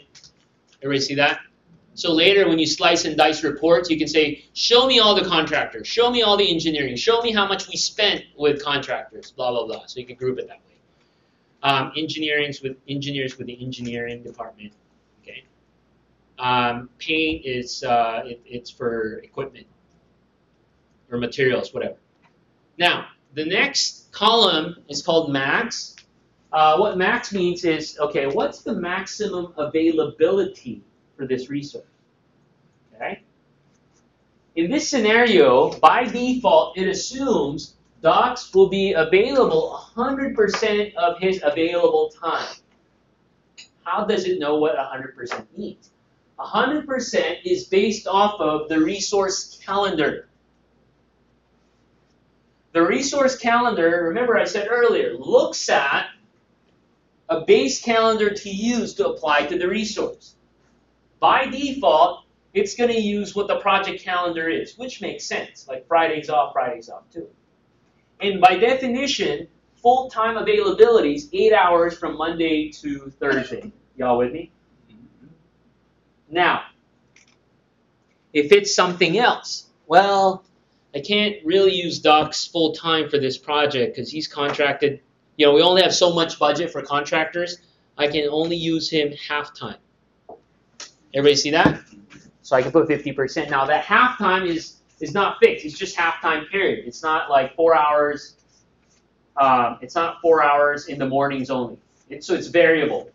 But all we know is during the week, what's our definition of full-time week now? So it's not 40 hours, right? It's 32. So we only have 16 hours of his time during a week. Everybody with me? Tony. So Tony's our full-time employees, 100% engineer. Engineers, you can actually put 1,000%. What does that mean? 10 of them, right? 10 of them. So let's go to Tony's calendar. So let's say Tony, we need to put Tony's couple of things, right? Let's say Tony is working on something until September. So between now and September, for this project, Tony's only available half of his time because he's still finishing up something else. Y'all with me? But after that, it's available full-time. Now, certainly there's no way to put it here, but you can double-click on Tony and look at his availability. So by default, the assumption is as soon as the project starts, he's available 100%. But we need to change this. We need to change this so, okay, available to September. So what we're saying is prior to September, let me pick 9, he is only available 50%. Everybody see that? Past that, September 10 onwards, I'm not sure why I can't put, oh, okay, 100%. We're good? So again, we're assuming this 15% prior to September 9, it's just variable. It's not a fixed time. We're not saying mornings only or afternoon only. We're just saying it's just available half of the time. But what if, Ducks, you have like a fixed time that he can do certain things or cannot do certain things? If you have a fixed time in mind, you go to Tony's calendar and say change working time. So we're looking at Tony Soprano's calendar, which is based off of the PMI Space Coast, which makes sense. And maybe Tony, he told us, hey, look, Ducks, this week of the 22nd of September, I'm going on vacation. So I'm put vacation, start September 23rd, and I'm going to take off for a couple of days until October 11th. Everybody see that? And then you can also do it per hour, or this day I'm going to do half day, whatever. So, Ducks, why are you spending all these detail or putting in all these detailed information? It's important. If you want your schedule to be accurate, you got to put in these things. And again, these are the things you can't do with a tool like Excel. I mean, it's too much. Lastly, there's more stuff here. So rates. So Ducks, standard rate is, again, $5 an hour. Overtime rate, it's time and a half, so it's $7.50. Okay? Tony Soprano, again, if it's something internal, you don't want to put the rates in, that's fine. Okay? Cost per use, this is pretty much like, like rental cars. If you rent for a week, you just pay so much money, no matter how much you drive it, or you rent a room, that kind of stuff. Cost per use. Okay, so now I've got my resource set up. I got my resource calendar set up. Let's go to our Gantt chart again. So let's start applying these. Before I apply resources, so I want to show you scenarios here. So let's say task A, 2 days, and let's make this automatic. Again, this is just an example. I'm going to delete this, but I want to show you the effect of what happens if you apply one versus the other. So let's go back to the types of calendar within your schedule. You got your project and resource calendar. Everybody with me? Which takes precedence? What I mean by that is, what would Microsoft Project respect if there's a conflict? Resource, of course, right? So task A. So I put my estimates in what? The duration column. Everybody with me? So what's the assumption? What kind of task is this? Fixed duration. So I'm going to apply assign Ducks to it. Before I do that, let's think about this. What did we say about Ducks? He's only available half the time. So if I apply Ducks to this task A, which our estimate is 2 days duration, what's going to happen to work? What's that? Fixed duration. It's going to assume you've got 1 day for half time each. Fixed duration. Right. Work's only going to be... Duration does not change. Yes. Okay? It's Half still time. 2 days, but what? Half time, Your hours will work. Yes. Yep. Everybody see that? Good. That has to be clear. Because Ducks' definition of a day is not 8 hours. His definition of a day is 4 hours, so 2 days, it's 8 hours. But to some of us who don't realize and understand this stuff, that doesn't make sense. Y'all with me? Look at my heavy southern twang. Y'all. Yeah, I'm from the deep south. Southeast Asia, that is, Manila. Everybody see that? This is what happens, when you struggle with project, the math, it actually works, but you got to set this up correctly. You got to realize what you're doing. And that's why I said earlier, this is not for the faint of heart. You got to be doing this day in, day out. Because if you just give this to somebody who's used to Excel and not, this is just complex. Okay? Hey, Doc, Yes. But it's not even just if you give it to somebody who's used to Excel, even another project manager. Where would you annotate that, hey, that's the schedule is only part-time? Because if I'm a new project manager taking your schedule. Yeah, and you're just looking at it, it doesn't make sense. Absolutely. That's a great point. And that's happened to me a lot. You're right. Because if I just print this out, I mean, this doesn't make sense unless you kind of look at this, you know, it will say 50%, right? But yeah, no, it doesn't. So what I would do, there's actually a notes column, and I've done that a bunch of times. Even remind yourself. Yeah, I'll just exactly. I'll just put a description here and say, hey, look, it's 8 hours because Docs is a contractor working half days. Okay, everybody see that? Use the notes column. Very good point. Next, any questions on that? Good? Okay, so let me do another thing here. Because before I start doing it here, it might be too much if I start putting it here, so I want to show you what the impact here is. Task B, oops.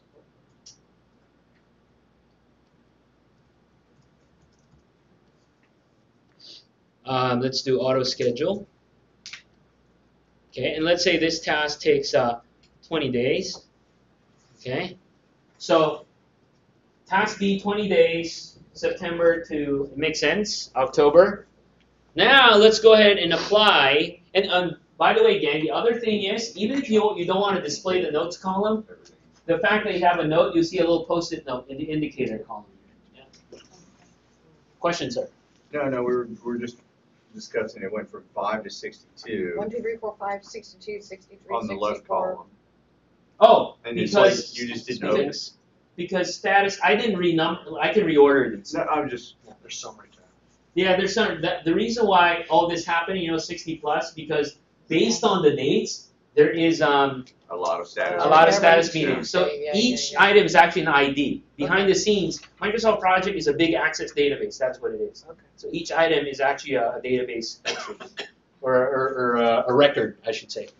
So if I take that, and let me go ahead and apply. So let me go to the Resource tab, assign Tony. What did we say about Tony? A couple of things we said about Tony, right? You can't work. He's only half-time before September 9th.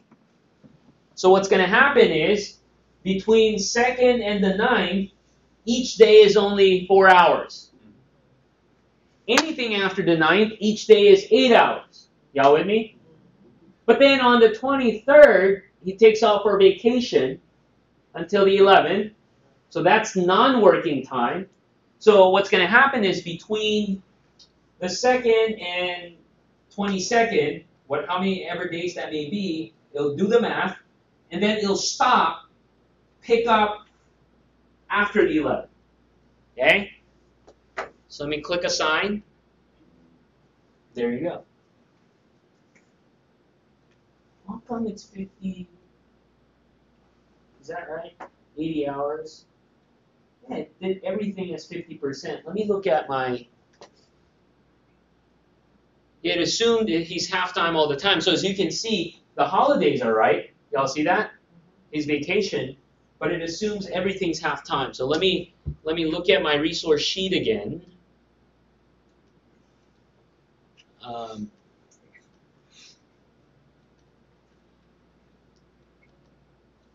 Oh, you know why? Here's why.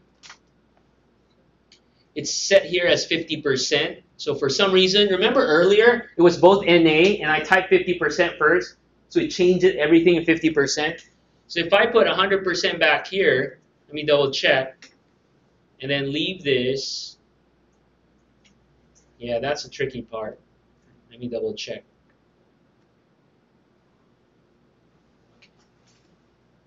What? Did I put the math wrong here? 9/10/2013 to 9/10/2015. Yeah, sometimes I get confused with these NAs, so let's say 6/10/2013. But it took out the vacation. So let's double check here.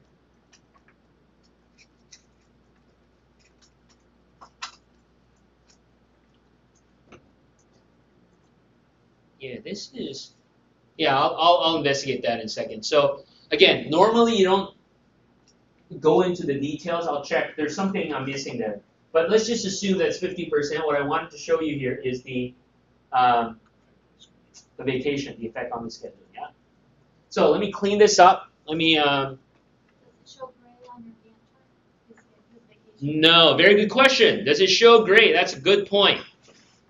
It doesn't. Why doesn't it? It doesn't apply to the whole project. Exactly. The Gantt chart is a project-specific view, not a person-specific view, and which may be a problem, right? Because if you print this out, hold on, it's only 20 days and 80 hours, but how come it stretches between September 2nd, that's almost 2 months?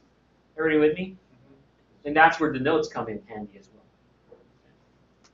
Now let me clean this up because it's reordering based on dates. But it reordered based upon his vacation, but it didn't reorder based upon his only half availability. because No, it has nothing to do with it. Correct. Because the rule I put here is, remember sort, I said sort by start date? Right. Yeah. Yeah. Realize, if you're in this view, the Gantt chart view is about the project, not about the resource. Everybody with me? Okay. Now, so let me go ahead and start applying the resources. So those are some of the basic things you have to recognize. Let me go to my resource sheet again, and I'll check out what's going on. In fact, I'll just make this simple so you don't throw us off too much here. NA, 100%, and then let me just delete this entry, and then we'll.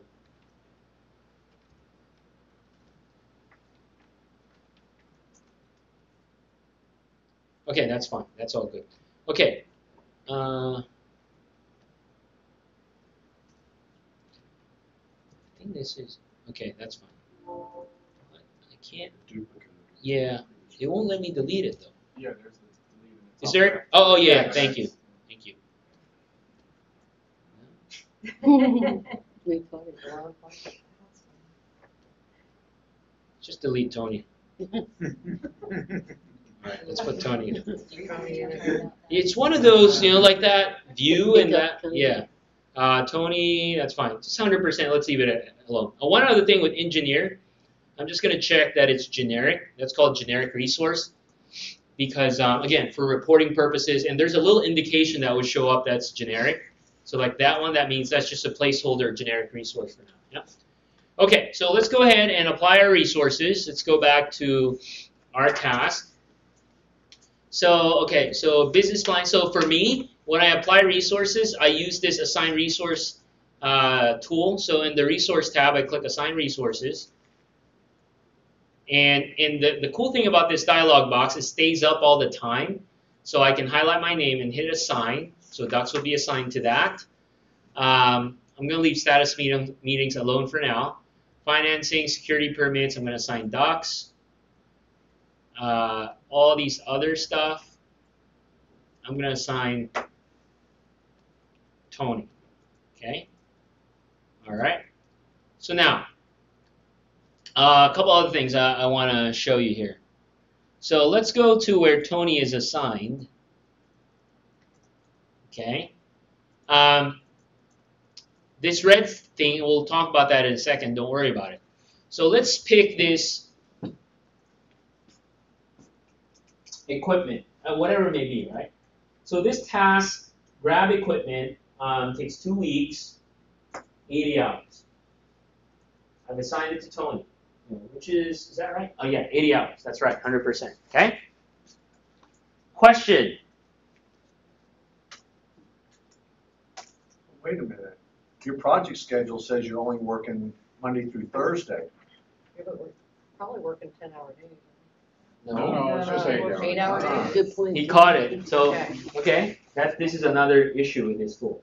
Think about this. You have to assign him to that calendar.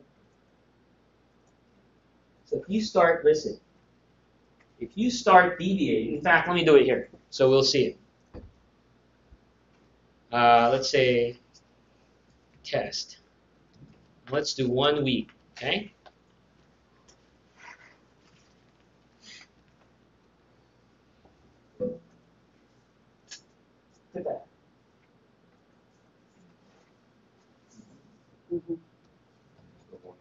This task would take 1 week. Everybody with me? I haven't assigned anybody. But why is 1 week that? Because you're Friday off. It's still a week. A week's a week. Yeah, it's just a calendar. It just doesn't account for your working days. It takes out your working days. It's just calendar days. Very good. So there's another layer here. Listen. In Microsoft Project, when you say 1 week, it's 1 business week. How does it figure out 1 business week? It's 5 working days. Has nothing to do with calendar. Y'all with me? What did we say our calendar is? 4 days. That's our calendar week. 1 working week to Microsoft Project is 5 working days. Is that clear? No. Not good. Okay, let me draw it.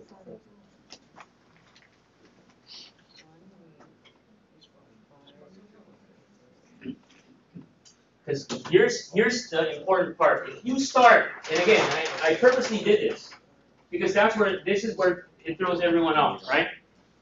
We have to separate calendars, actual dates and calendars, to actual working time. Okay? In Microsoft Project, when we talk about days or weeks, it's the whole concept of working time. Okay? So the Microsoft Project, the definition is one working week is equal to 5 days, working time. Y'all with me? It's nothing to do with the calendar. What did we say about our calendar then?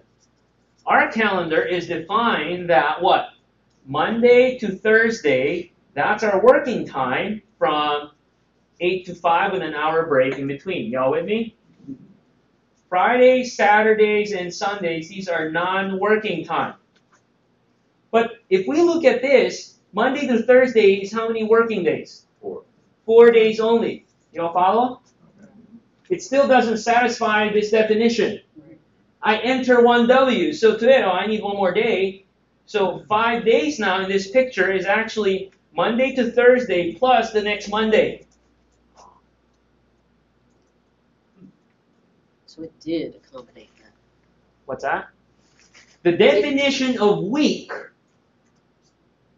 is not calendar week. 5 working days.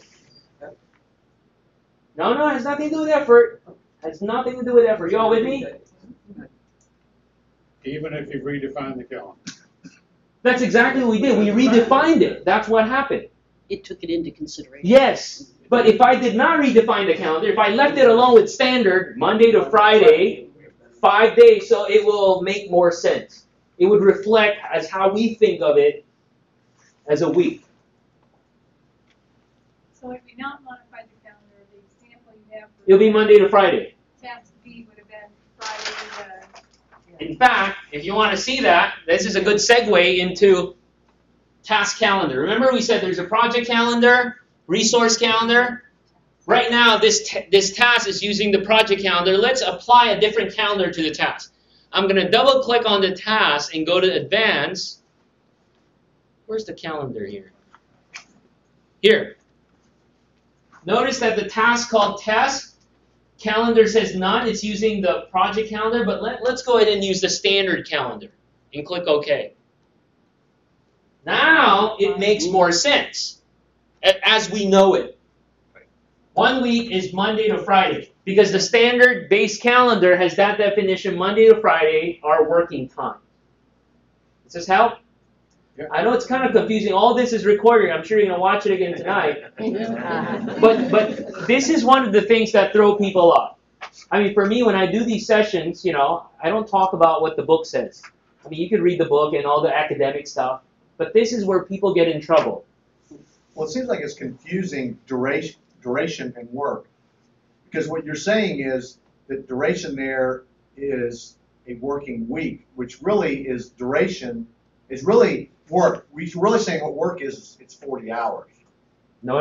Let's go back to terminology, which is, I agree with you, but as it's defined here, when we talk about duration, it's talking about estimates that are based on fixed duration, like training. Okay? The values, the actual numerical estimates we put, months, weeks, days, whatever, it's based on working time. Yeah? Now, what's the definition of working time? By definition, a working day is 8 to 5 with an hour break. And if you're using the standard calendar, it's Monday to Friday. 1 week is 5 working days. What's a month then? What's that? When you put a month in, that gets a little. No, this is fine. I mean, if I put a month, what's going to happen? It's going to look fine because I'm using the standard calendar. So if you're using the standard calendar, it's going to be fine. Where it's going to throw a curveball, if you start deciding that Fridays we're not working, So if you go back to that, ICSC calendar. yeah, Yeah. then In that it will case. show the difference. Oh yeah, absolutely. Because now my definition or my calendar. So if I go to advanced and go to calendar and use the out of the 1 month, Because I left the Fridays out. no Fridays. And so it just takes the Okay. possible working days in that Correct. period. So That's I know it takes a lot to process this, but listen, here's what I want you to remember. Don't confuse calendar with working days, right? Well, you define 1 week as 5 working days. That's what this thing is going to use. Correct. But what's it going to use for a month? That was my question. What is its assumption? It's still the About same. what a month means. It's 20 working days. Thank you. Oh, is that what you're, That's okay. all I wanted to look Okay, at. thank you, yeah. So the definition are the same. So 5 days, 5 working days, 1 week. A month is 20 working days. Thank you. Now, if you're interested to change those definitions, that's a different session. There's a whole separate section here where we can start changing these definitions, which is going to be too much. So for now, just remember all that. So 1 When you month put is 1 20 month there, days. it actually is 1 equivalent month, not working days. No, it's still working days. Think about it. No, look at the dates that are. No, up there. forget the dates. Think about it. What did we say? 1 month is what? 20 working days. But that's not what that's Hold showing. on, hold on. Okay. What is the calendar? Like it's- It starts on the 2nd, right? Right. Okay. 1, 2, 3, 4, 5, 6, 7, 8, 9, 10, 11, 12, 13, 14, 15, 16, 17, 18, 19, 20. October 3rd or 2nd, whatever that may be. But 3rd. Okay. Yeah? Working time has nothing to do with the actual calendar unless you're using standard. So just by looking at it, Based on the standard calendar. yes, but that looks like a month, Docs. No. It's 20. So just remember, 1 month is 20 working days. Okay? I thought it'd be less confusing just to throw days in there, knowing that they're working. Yeah, absolutely. Working days. Absolutely. That's a great point. To avoid confusion. So for me, the reason why I kind of gave you a different flavor, just to show you what you can do. But if you want to be simple, just use days. Yeah? So you had to double click on task, set the calendar to PMI Space Coast? No. Or standard? No, so by default, listen, by default, the entire task would be using the project calendar as a way to calculate.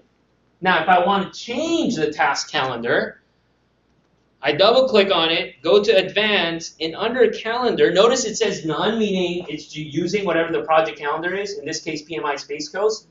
I can put the drop down and pick other calendars for that specific task. Just like what I was explaining earlier about paving highway kind of thing. Yeah. Other questions? I want this to be solid, crystal clear with everyone. So if you wanted everything to be on that, Docs, do you do just the select all? No. Space Coast or? Very good question. What if I want this whole thing to be PMI Space Coast?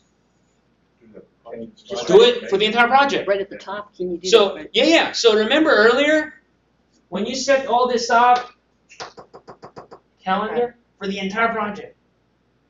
You only use task calendar if there's like a 1-off or 2-off task that has to schedule differently. Yeah. So what it allows you to do is it allows you to really project out even holidays, weekends, and everything into your project so that when you're done, you know you're going to be done. It's Exactly. I mean, as we all know, no matter, even if you use this tool, you do it as best you can. It's not going to work exactly like that, but you can have a better plan, right? Much better than if you use Excel or I think it's going to get done in 3 months. Heuristics. Is this helpful? Yeah. Okay. Yeah, and this is the stuff, unfortunately, no matter how much books you read on project, it's hard unless you've been through this road. And it took me like a good 4 years to realize how all these things interact with each other. Okay. To summarize that, though, and Yep. combine, I think, your question with this, I'm saying that by default, the entire task uses the project calendar. But for specific tasking, you can go to that specific task, double-click, go to the Advanced tab, and select. Whatever calendar, calendar whatever you base want for calendar that you want for task. that task Okay. alone. Okay? Thank you. You bet. So right now, 1 week is how many days? 4 or 5? 5 days. 1 week is still 5 days. 5 days. 5 working days. Has nothing to do with 5 these. working days, but because It's not calendar days. space Correct. Monday through Thursday, and then the following Monday. Correct. Gotcha. Yeah? Okay, 5 working So days. realize these days here in your duration is working days. It's not calendar days. It's just going to match up if you're using standard calendar. Yeah? All right. And you're right. I think Carrie raised a great point earlier. If you don't document that somewhere or put a little sign that this is what's going on, this won't make any sense if you print it out or send it to someone. Okay. Next, there's one more thing I want to show you. Actually, 2 more things. So if I go to, let me pick something easy here. Food takes 3 days. And I'm going to assign another resource. If, okay, listen, this is important because we stumble on this a lot too. Let me pick engineer. So right now, food is assigned to Tony. He's working on this 100%. He's full-time, spending 3 days, 3 times 8, 24 hours. Makes sense, right? Y'all with me? If I assign engineer to it after the fact that Tony's already assigned, because we realize, you know what? Tony can't do it by himself. Right? And we need somebody else to help him. And you know, what engineer would do? What do you think will happen?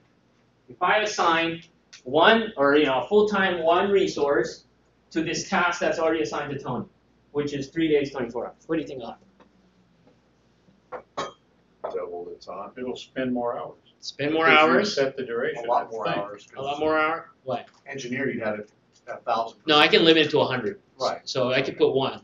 So you think duration will be fixed, right? That's the assumption, because I remember I put my estimates there earlier, fixed Right. duration. Right. So let's do that. Put 100 and then assign. Still 3 days, but it's twice as much time. Correct. Everybody with me? Make sense? Why? Hold on, Doc. Why wouldn't it be half the hours, because you got 2 That's people true. working it? Tell me, Ben. Why not? Because you fixed the duration in this case. How did I fix a duration?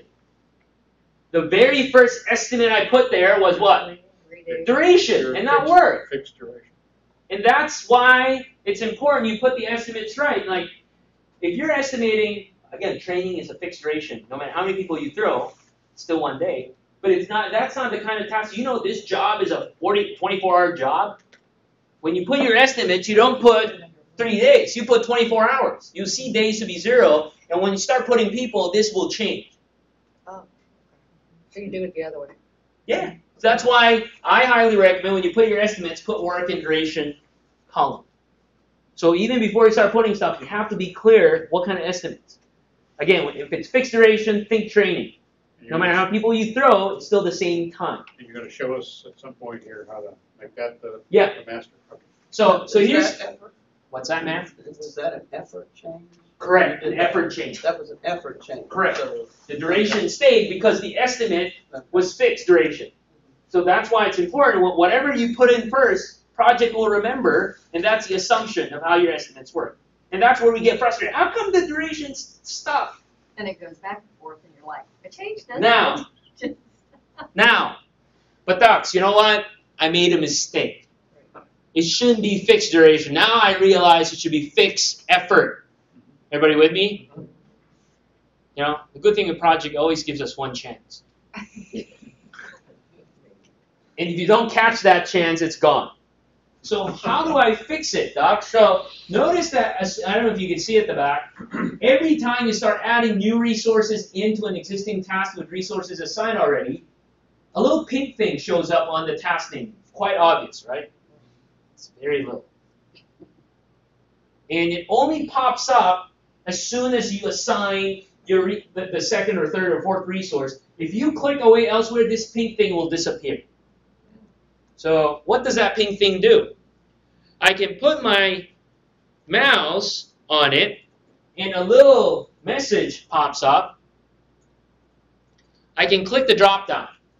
It says, you've added new resources. Is it because you wanted to increase the total work? That's the assumption. Everybody with me? Because you put the duration as your estimate. So I guess you wanted more time. Or is it you wanted to reduce the duration? Yeah. Or you want to reduce the hours that the resources work per day and keep duration of work the same. What does that mean?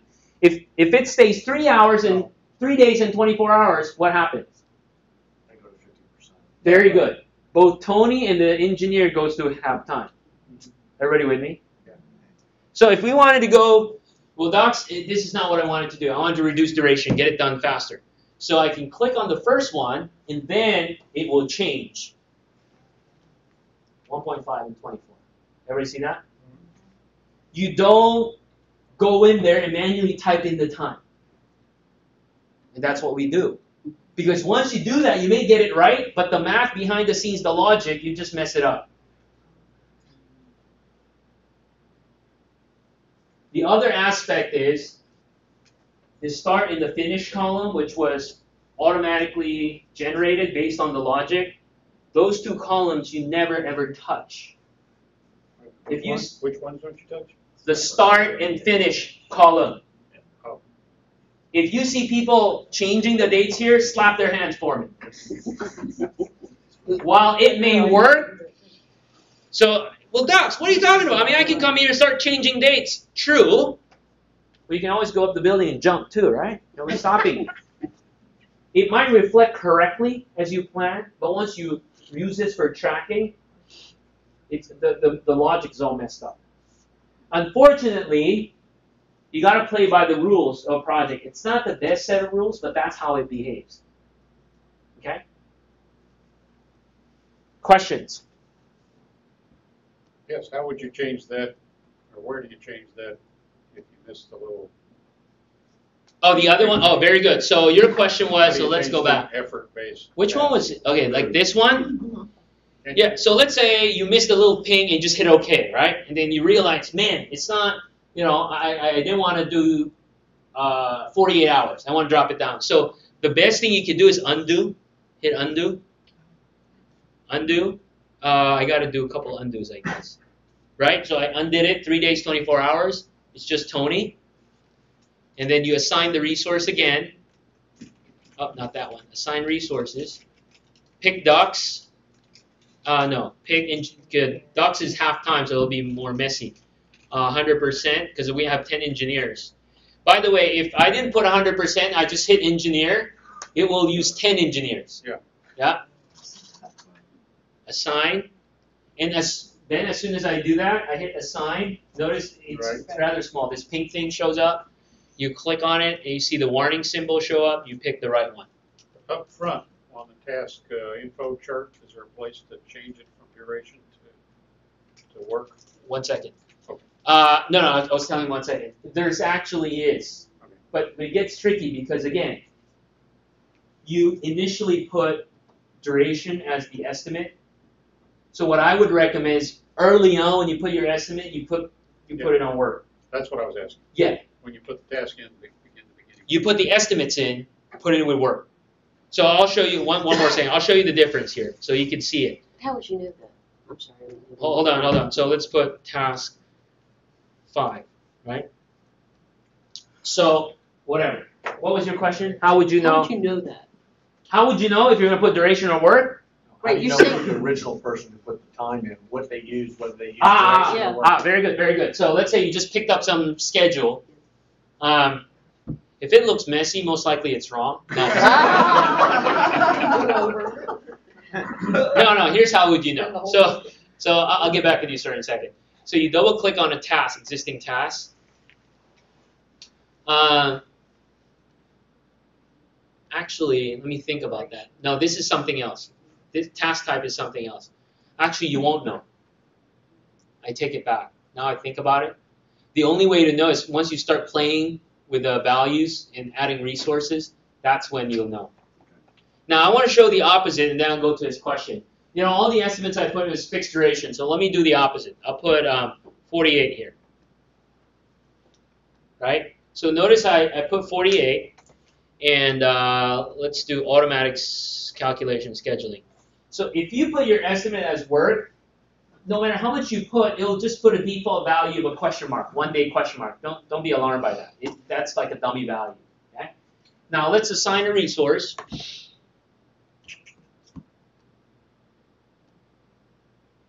So let's say 2 engineers. So I'm going to put 200%. Everybody see that? So if I click assign, stayed on 48 hours, it's 3 days question mark. Now, this is the question mark. What that question mark means, it's assumed, it's estimate. Everybody with me?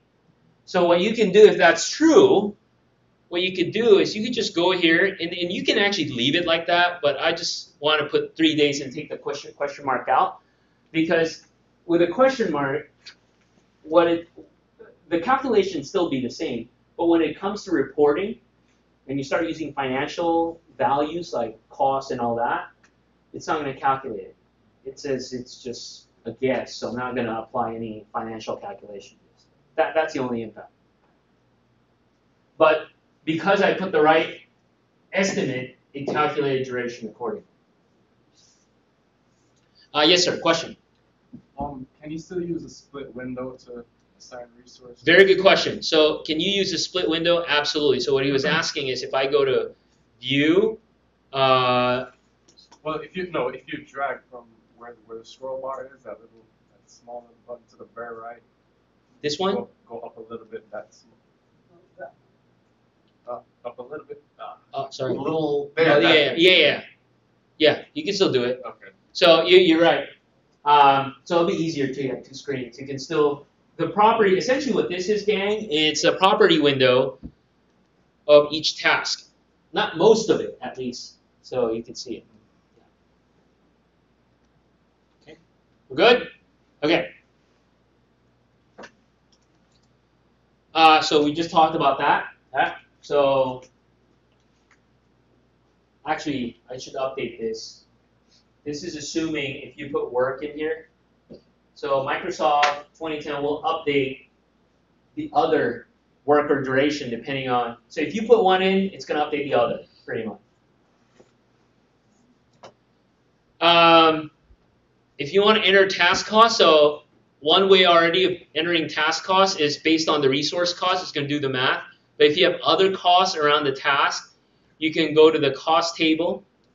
And so you'll list all the tasks, and you can put other costs. So right now, the total cost is based on resource cost. But sometimes per task, there might be other costs associated. You can add a fixed cost to the task as well.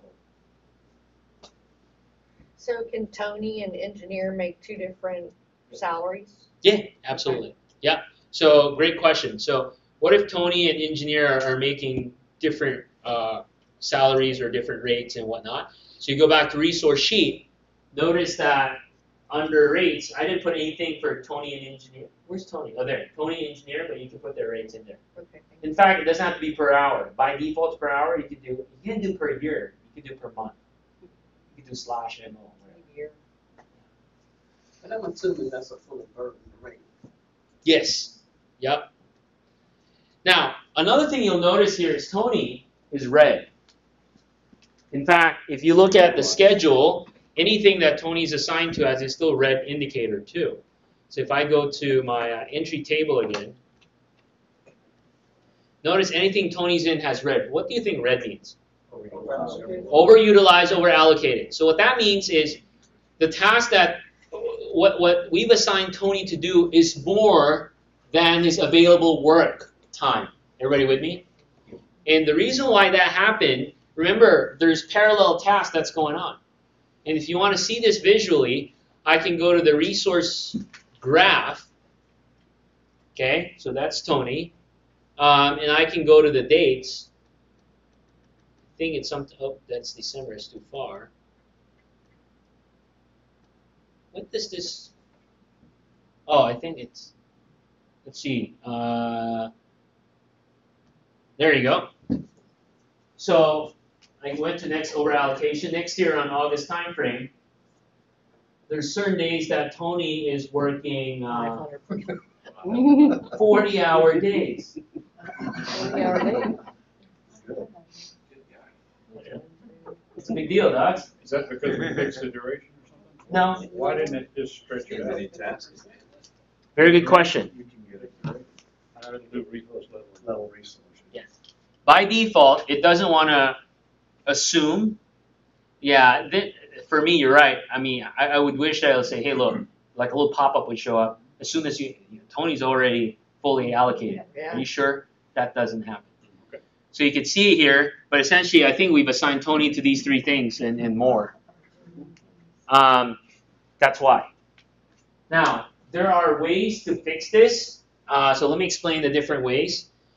First and foremost, what I would look at is our resource usage. I like this view because it shows me per resource and all the tasks. So it's a flip view, right? Instead of task resource, you can pull a resource and it'll filter all the tasks that's assigned to the resource. What button did you hit for What's that? that? Resource usage. So on the resource tab under view, it's called resource usage. Okay? So it gives you a breakdown of the task of that resource working on. And also it gives you a breakdown of how many total hours, right, of effort. And then I can look at in this resource usage, where'd that go?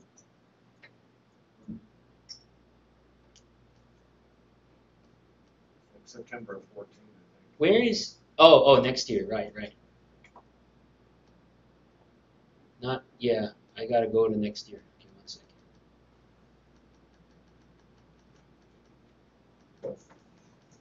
There you go. Okay, so here you go. So if I look at next year, Tony, it actually highlights which days he's overallocated. 56 hours one day, right? So my first recommendation is you go here and look, and you can manually change this. Because by default, the way project assigns, it's really pretty much even. Right? It does the math divided by evenly. So I can come here and say, you know what, we can stretch this to another day, move this around, whatever.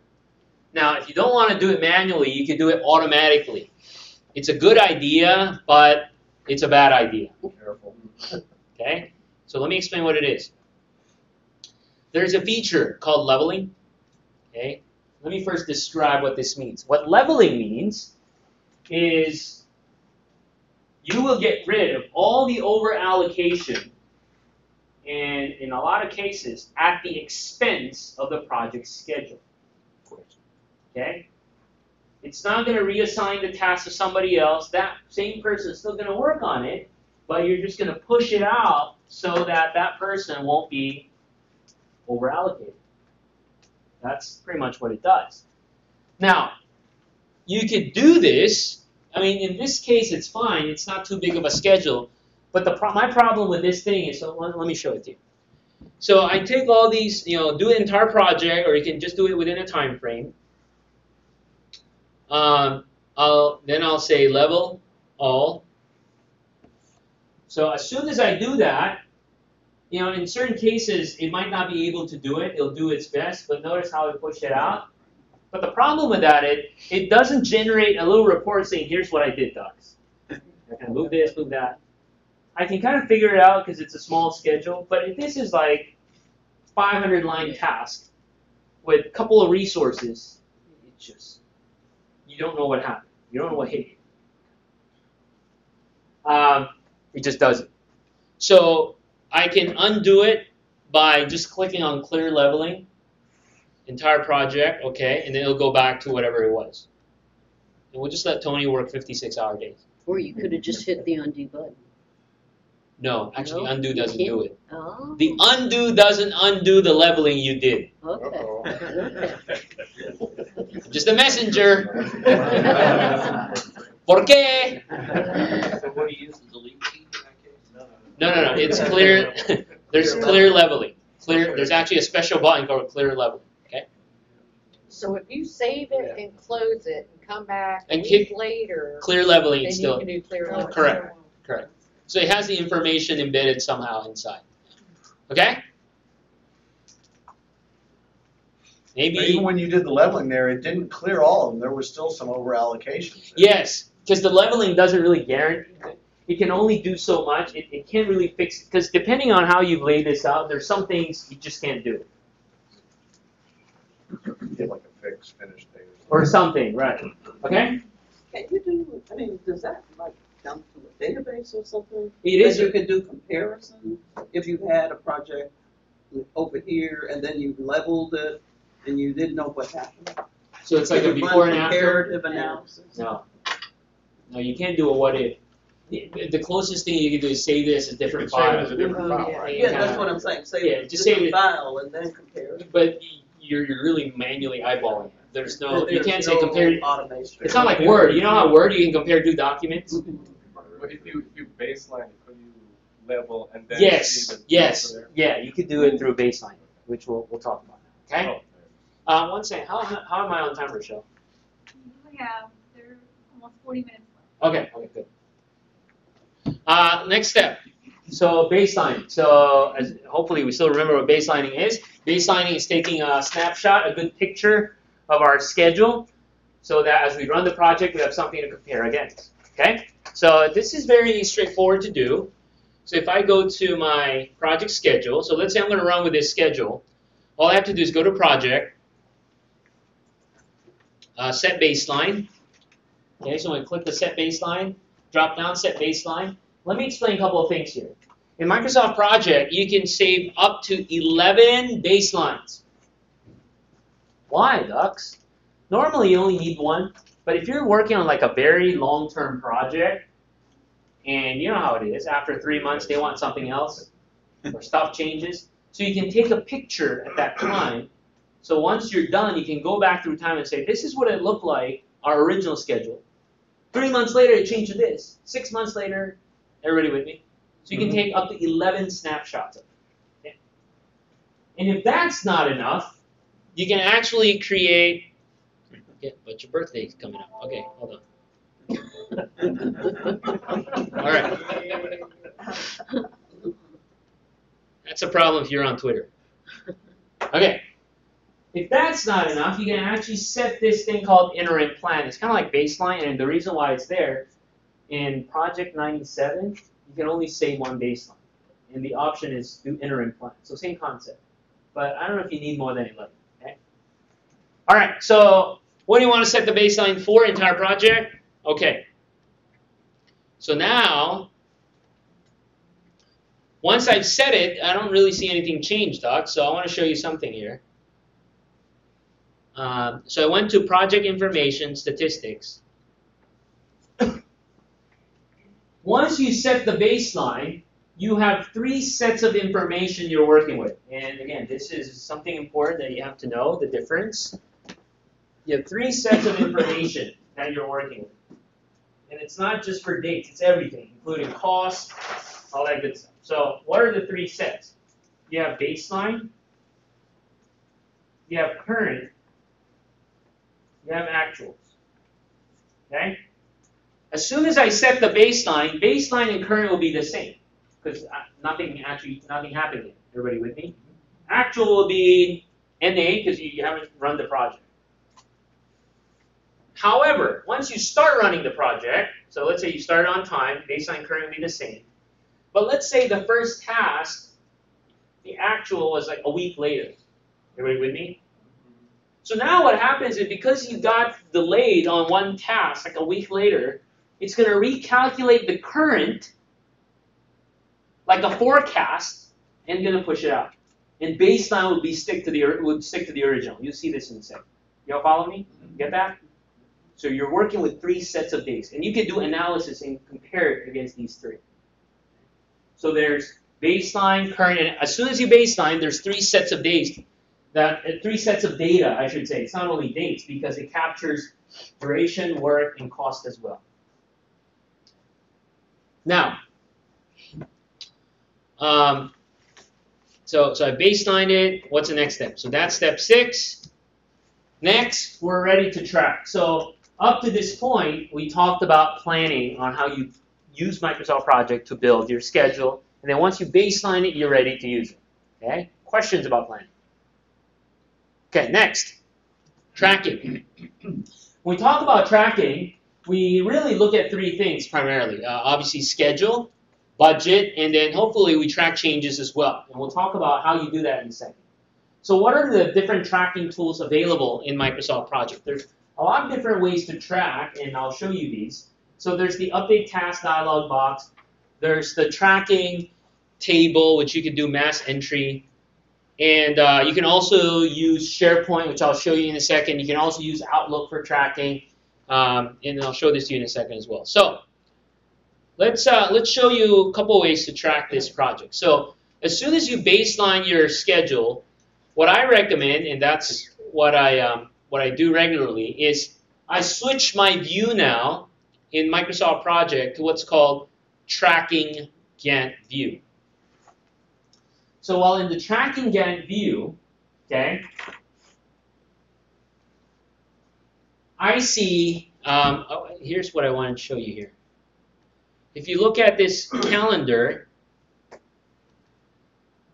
the bars, the Gantt chart, or the bar shows me 2 sets of bars.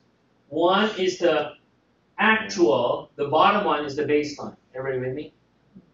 It's not, that bottom one's not going to move. It's just the top. Right now it's the same because we haven't really done anything. I'm sorry, the top was what? Actual. Okay. The bottom one's baseline. Okay? And next, so let's say we start the project. How do we track? So there's a couple ways to track. So I can go to the task tab again. By default, so let's say the project got started, everything's on time. Quickly, I just put 100%. So in the taskbar, I say 100% complete. We started the project. Great. Officially, it started. The next task is business planning. Now, the normal way, or commonly what I hear and what I see, people will give percentage. How much have you done, docs? Oh, 50%. 2 days later, how much have you done, docs? Oh, it's sunny outside, 60%. Everybody with me? To me, percentage doesn't mean jack squat. That's one. To my team, I asked, when did you actually start? I asked 3 things. Give me the actual date that you started. I need that. How much time have you spent already? How much more time that you need? That's all I need. Okay, and I'll figure out the rest. The other piece around percent, which a lot of people don't realize, and this is important, the percentages here that you can use to mark is not percent of work completed. The percentages that are there is not about percent of work completed. What? Percent of time? Yes! Oh, no. That's Not even time spent. How much time has passed? Half the time has passed. And we've been using that forever, yes? Because if you wanted percent of work complete, so let me show this to you. View, table, let's bring up the tracking table. I just changed to a different table here. You see actual start, actual percent complete, that's percent of time. If you want percent of work, there's actually a different column. It's called percent work complete. Insert column. What was that under? View? View tables tracking. Tracking. Yeah, because this is a predefined table for tracking. So notice there's 2 things, percent complete, percent work complete. So if you want to capture how much effort people use, don't use these shortcuts. That's percent of time that has passed. shaking his head. Should never be. The messenger. Yeah, I know. And I've been burned with this a lot. So what do I recommend? So if you want to capture percent of work, turn on this column, percent work, or for me, you can bring up this. You can bring up this table, which I really like because it captures all the actuals, right? So let's say business planning. So it was assigned to docs. Let me bring up the resources column because I want to see who it's assigned to. Okay, all right. So business planning. See, the hard part with this, if you use this table, I can show up all the other fields. I really like to see when the planned start was, just to give me a quick glance. Everybody with me? So you can also use this. Where'd that go? No, there's a dialog box here. Under task, there's this thing called mark on track, update task. So you pick update task. This dialog box shows up because it's a nice summary of that task, and you can put in the updates. So business planning, the estimate was it's going to take a month, right? The current start, the plan is to start on the 2nd and finish on October 3rd. Y'all see that? It's assigned to Docs. So I get my update from Docs. Hey, Docs, when did you actually start? I actually started, I got a little late. I started on the 9th. Everybody see that?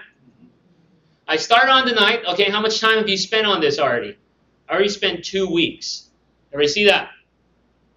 I mean, I can certainly put in percent complete, but that, again, that's not percent work. That's percent of time that has passed. So I don't even touch that. How much more time do you need? It's so hard to write a business plan. I need 2 more months. Everybody see that? I mean, it is what it is, right? So you capture all that information, and once I hit OK, it's going to do the math and recalculate everything. Not only will it recalculate everything, it would figure out your new schedule. Everybody see that? And now I can, if I want to look at the new dates or new set of schedule, I can go back to my entry table. So now I can look at a lot of different things because Docs needs, he actually started the thing, but he needs more time. Looks like this will be the new schedule. If you want to do more analysis, friends, what you could do is you can go to another table called variance. And the variance table will show you all the differences. Meaning,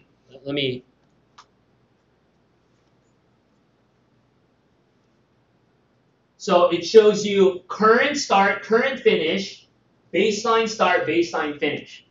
Right? So what it's going to show us, friends, is, well, and I can even show the actuals too if I want. So, the plan was to start on the 2nd, but now since Ducks entered the actual, he started on the 9th, and he said he needed 2 more months. Looks like this will be the current schedule. The start date, he was delayed 4 days to get started, but now looks like he'll end 34 days later. Everybody see that? Yeah. Which obviously will impact everything else. And this is powerful stuff. You can't get this with Excel. So as a project manager, you say, Ducks or Tony or whatever, that's not acceptable. The business plan has to be done on October 3rd. Uh-huh. So if he wants 2 more months, and you say that's not acceptable, Okay. then You what might do you have do? to give him some more hours. Don't we have Okay, to? so tell me, the tool will do. So what's the course of action? Assigned for Either, there's only resources. 3 things, a couple of things, right? Either you hand it to another person, or give another person to help, or reduce the scope or something, right? Or let him work overtime. Let him work overtime. So what's the answer? We can make it work here. So your scenario is I want to keep the schedule, right? Is that what you're thinking? Okay, that's fine. So I could go back and you talk to Tony and say, hey, Tony, tell you what, I'm going to give you incentive. If you get this done on time, I'll pay you triple. Did you guys hear about that bridge on Court Courtney Parkway. Courtney, Yeah. When that thing blew up. Yeah. That was a great project management story. No kidding, they did an excellent job. They said if you get it done below 28 days, you get an extra $75,000. That was the incentive. So everything was done, approved, safety check. Yeah. So if that's the incentive to Tony, heck yeah, I'm going to do it. So I can, and now, so let's say I'm going to report on this.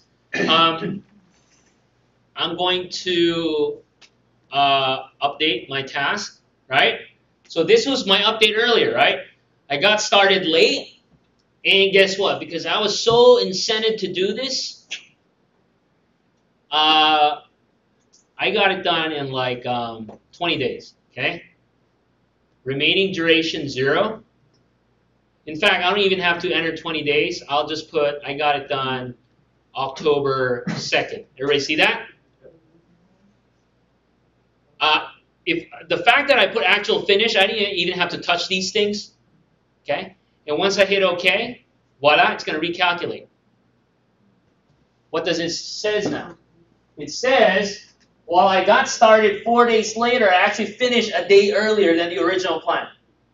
And looks like everything, just based on that, will finish a day earlier. Okay, So- so how do you do that? You went to biz plan and. So I had my biz plan, and I selected this update task dialog box. Okay, And yeah, I just put my actual finish. That's all I did. so, but Dux is the only one working on it, so now you're killing it. Or are you giving me So more what money? is done? Because you told me you'll pay me 3 times. Okay. I just didn't sleep. I work weekends. I need more money. So if you go back in that resource thing, you're working like 80-hour days or. Whatever. You know what I mean? Okay. Yeah. So you gotta go check that. But in reality, from a project management perspective, shouldn't you somehow be documenting how you did that with maybe a resource Yes. schedule that shows, hey, he worked, 16-hour days, Yes. So- he worked 6 days a week. Exactly. So right now, that's a great point, because right now, if I go to resource usage, the hours is not, so it's, we're not using, okay, so business planning. Look at what happened here. It still took the assumption that he worked regular hours within those dates. Everybody with me? And that's a good point, right? Because all I did is I entered October 2nd. But what I didn't say is I actually worked 200 hours in those time periods. So your cost is not really reflected. Exactly. But I need to capture that, right? So let's do that. So where did I go again? Again, you can see this on video, but I went to resource usage, business plan, I just double click it. Right. Under tracking, while the work was estimated to be 60 hours, I spent 200 hours as actual.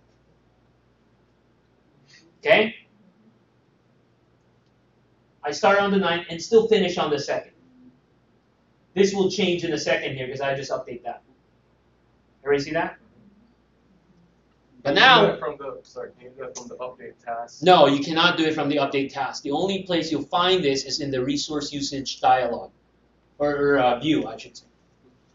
Good question. So now once I click OK, obviously my hours jacked up, right? And let me double check. Yeah, the actual finish, because that's the thing. If you don't change one to the other, let me change this again. You have to change it at the same time. That's a problem. It's going to recalculate everything unless it notices you change it. Why did... Oh, You've got a work schedule thing for Yeah, him you somewhere. gotta change Somewhere. the schedule. yeah. Yeah. Schedule or resource. Yeah, you're right. Or the other thing is when this happens and when it starts getting funky like that, for that task, because especially if I have the values now, I know you work 200 hours between 3 days or 1 week or 1 month. I just flip it to manually schedule. It's not going to affect everything else. It'll just leave that manual. It's not going to do it automatic. But okay, let's carry on. Since that's done, let's continue on You just did that for the one task. for that one task. Because it's open. It's done, right? And I want, I want to capture you work 200 hours within 20 days or 10 days. But if it wasn't open. I can leave it because with the value of auto scheduling is the forecasting, it's looking forward. Okay. It recalculates stuff. Questions? Can you go back to update task? Sure. Look at this one.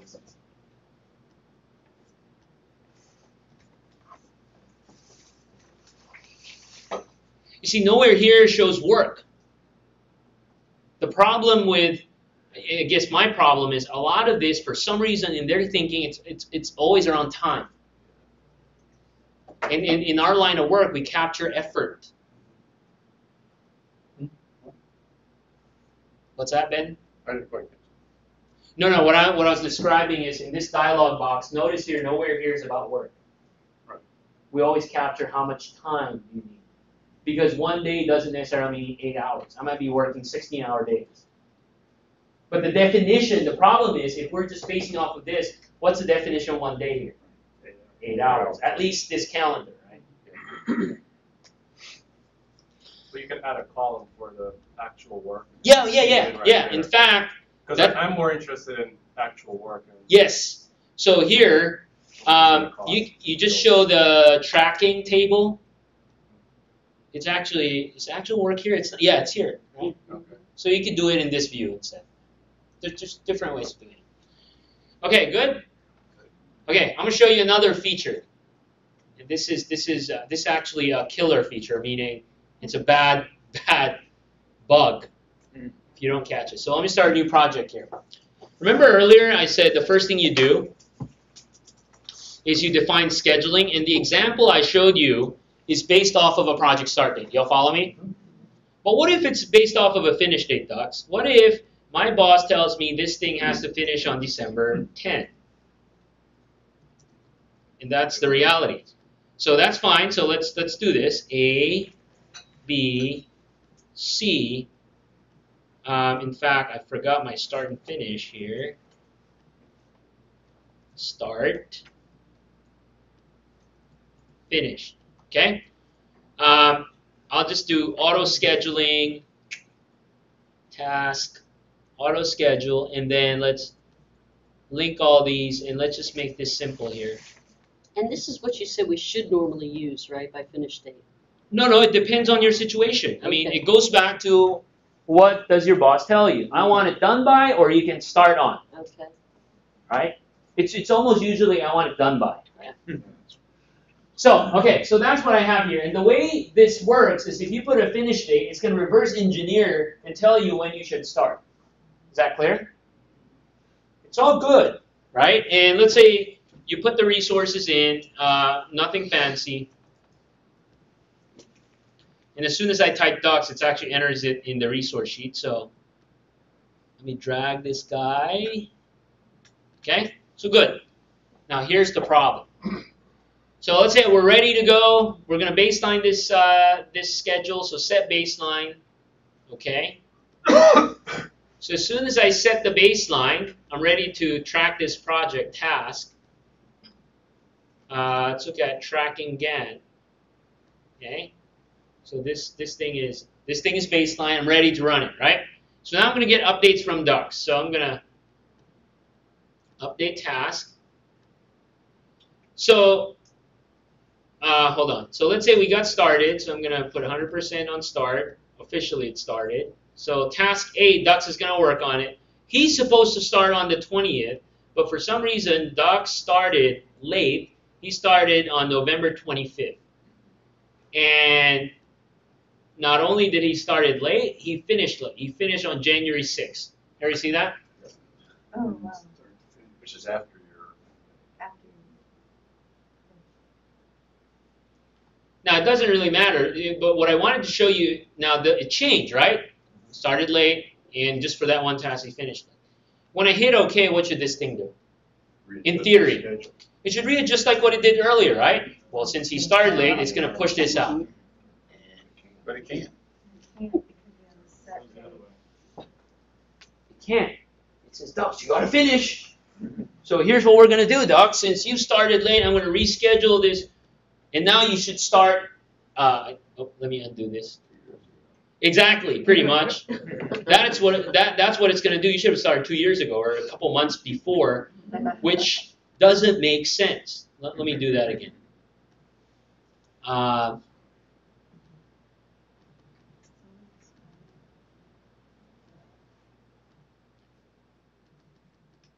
Okay. So now when I hit OK, it throws a fit. Continue OK. So you see, it won't move it. Because you told it it couldn't. Well, that's the plan. I mean, all the plans are plans, but reality is reality. You're fired. Next. Doug sucks. Microsoft invented the time machine. You go back and do it earlier. But that's the problem. I wanted it yesterday. So what's the workaround? And I told Microsoft about this. And again, I don't know if they're engineers or anything, right? This is not, I mean, the reality is not you practical. schedule, we plan based on a finished date. But once we run the project, you should freeze it and now start scheduling based on this start date. Everybody with me? Sure. So it just doesn't work that way. So what you do, what I've been doing, before you baseline it, so let's say your schedule's good, you're ready to baseline. Right before you baseline it, you flip the switch. You go to project information and say project start date. Because once you do your initial cut schedule ready to baseline, it will already have a start date anyway. Everybody with me? It'll take on what the start date is. Before you do what exactly? Baseline. Before you freeze Before you it. baseline. Before you baseline. Yeah. Okay. So once you hit OK, and then you set the baseline, you freeze it. Are you sure? Yup. Now, okay, from this point onwards, it'll think it's based on a project start date. Okay, so now even if I do the same thing,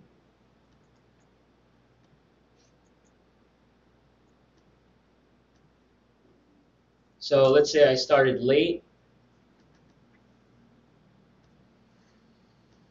Now it does There you go. forecast future Okay. stuff. Okay? Good? Yep. All right. Are you more encouraged with project, or did I make it more disappointing? So I recently ran into a situation where I had a 2007 file sent to me, or I think it was previous, but when I went to get the download to convert it up, it immediately said that conversion doesn't exist. Conversion of what? Of a previous to 2007 or 2010 Microsoft project file. You can't import. You could. It- Unless it- it's really, really old. I'm not, it because wouldn't I know let me- like 2010 can bring in 2007, even 2003, as long as there's a MPP extension. Unless there's some funky macro that was written in that file. I'll have to look into that, 'cause I couldn't get it to, it just Yeah. wouldn't do it. If you want, you can email me, and if it's not confidential, I can look at it. Yeah. Okay. Next, quickly. So up to this point, we looked at building a schedule, tracking it, but this is all from the perspective of a project manager. I don't like sending my project files around because with the complexity, and second, if I send it around, it'll come back as Microsoft Word. Because people don't know what to do with it. They'll just copy and paste in Word. Hey, here's my update, right? Or if not, they don't know what to do with it, they'll mess it up, right? And I end up calling them, hey, how much have you done? Or they emailing me. But it'd be great if they can enter their piece and show up on project. And that's where SharePoint comes in. You see, the beauty with SharePoint 2010 is, I'm sure a lot of you know SharePoint is great because you have a site. And unfortunately, SharePoint is very underutilized. 80% of SharePoint deployments around the world is used nothing more than a glorified file dump. That's where files go to die, right? You could do a whole lot more. And when you get my book, just follow everything. I'm going to highlight you a couple of things you could do. Beauty with SharePoint for project management is you can not only use it for files, file storage, but you can do a lot with it for project management. So for example, I pre-created a project site.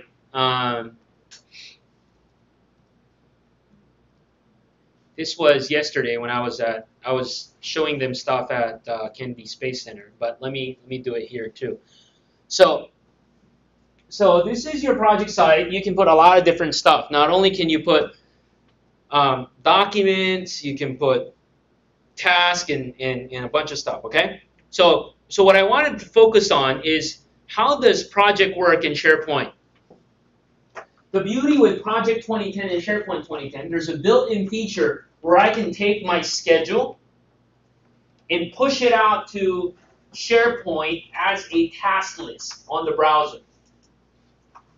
And the idea is the resource can enter their updates directly on the SharePoint site. They don't need Microsoft Project. All they need is a web browser, access to SharePoint. And then their updates would automatically show up on my Microsoft Project file on my desktop. Y'all with me? And it's there. So how do you do it? Okay. So let me go to this project file we've been working on. In fact, let's just use this simple one. It's the same for both. I could say File, Save and Send. I have all these documented, by the way, step by step, so you'll know how to do this. Sync with a task list. So first of all, go to this SharePoint site that we're using for project management, KSC, and let's call this a PMI SC task, whatever, and hit sync. So as soon as I do that, it's going to log into the site. It's going to authenticate me for security reasons. It's going to make sure I can do what I'm trying to do, right? I'm the site owner, so it would. Oh, okay, yeah, that resource doesn't exist. So let me update this real quick. That's the catch. The resource you assign, and it's for security reasons, should be a valid resource on your SharePoint site. So I believe I put Duxrim. My actual name is Duxrim Inside on the server here. Did it update that? Okay, good. So file, sync. Okay. So there you go. So now, keep in mind this Microsoft project file is on my desktop. It's synced it, and once it's done, let me go to the project site, and let me pull it up, and let's look at KSC tasks. See that? So now,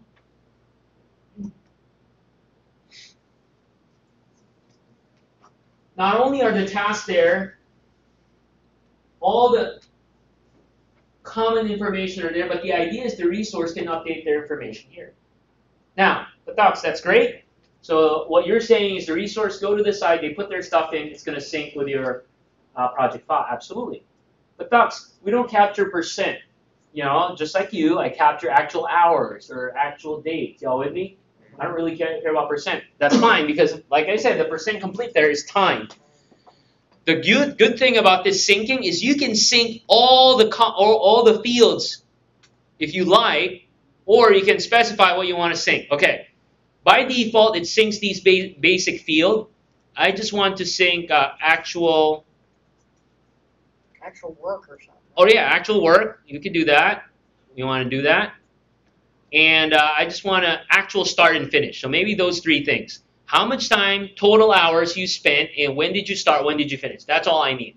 Everybody with me? Everything else, I don't need that. Or you don't need to deal with that, okay? So actual work, start, finish. Let me click OK. Let me hit sync.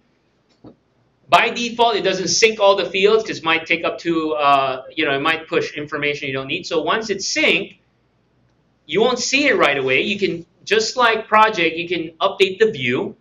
So I can go to my KSC task list, modify view, and here's what you can define. Okay, just show the title. Don't even show start. Maybe put current start, current due date.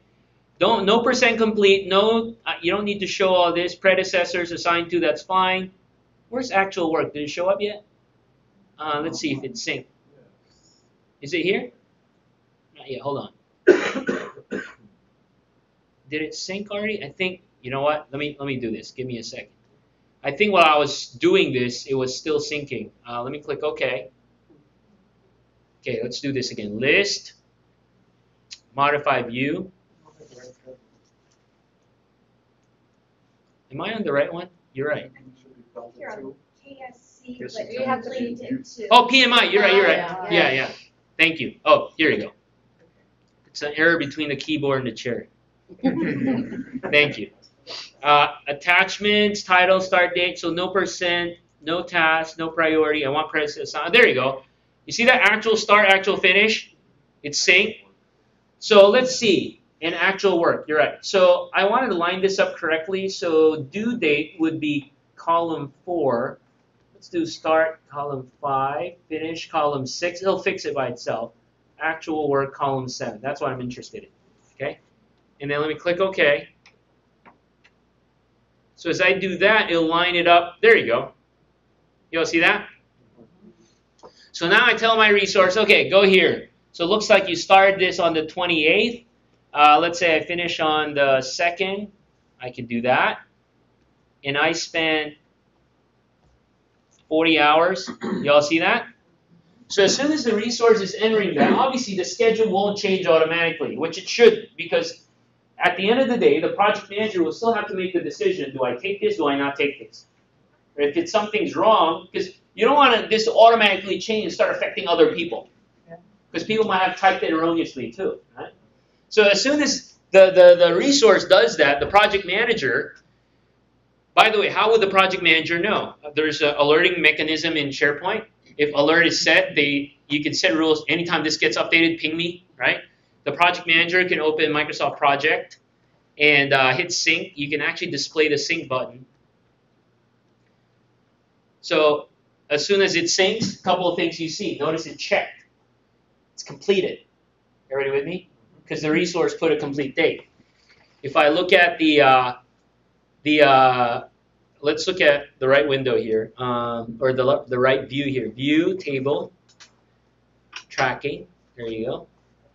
So it's 100%. Good. Let's look at the actual work that I put in.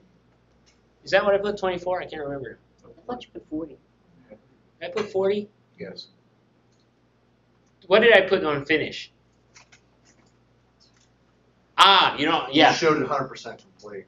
No, yeah. And what happened too is I put the date first and then I put 40. Everybody with me? So what the math did is took the date and did the math, and it's not 100% perfect, but now I can go back to project and tweak it and update it.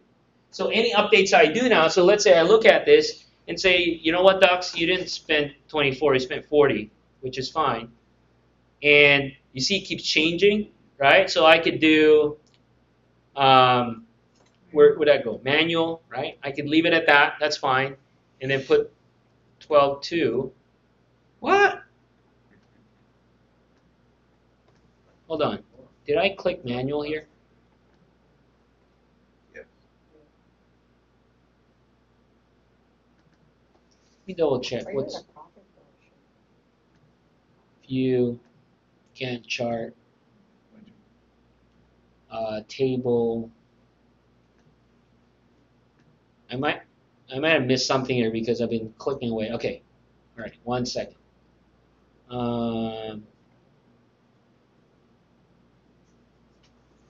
But it's completed, so can you change anything after it's completed? Yeah, I think that's. I'll look at this, but in theory, if you change manual, I think I've been going this through fast. I might have skipped something here. If you made it manual, it'll just take whatever you enter in, and then once you're done, let's say you hit save, and then you not save. I'm sorry.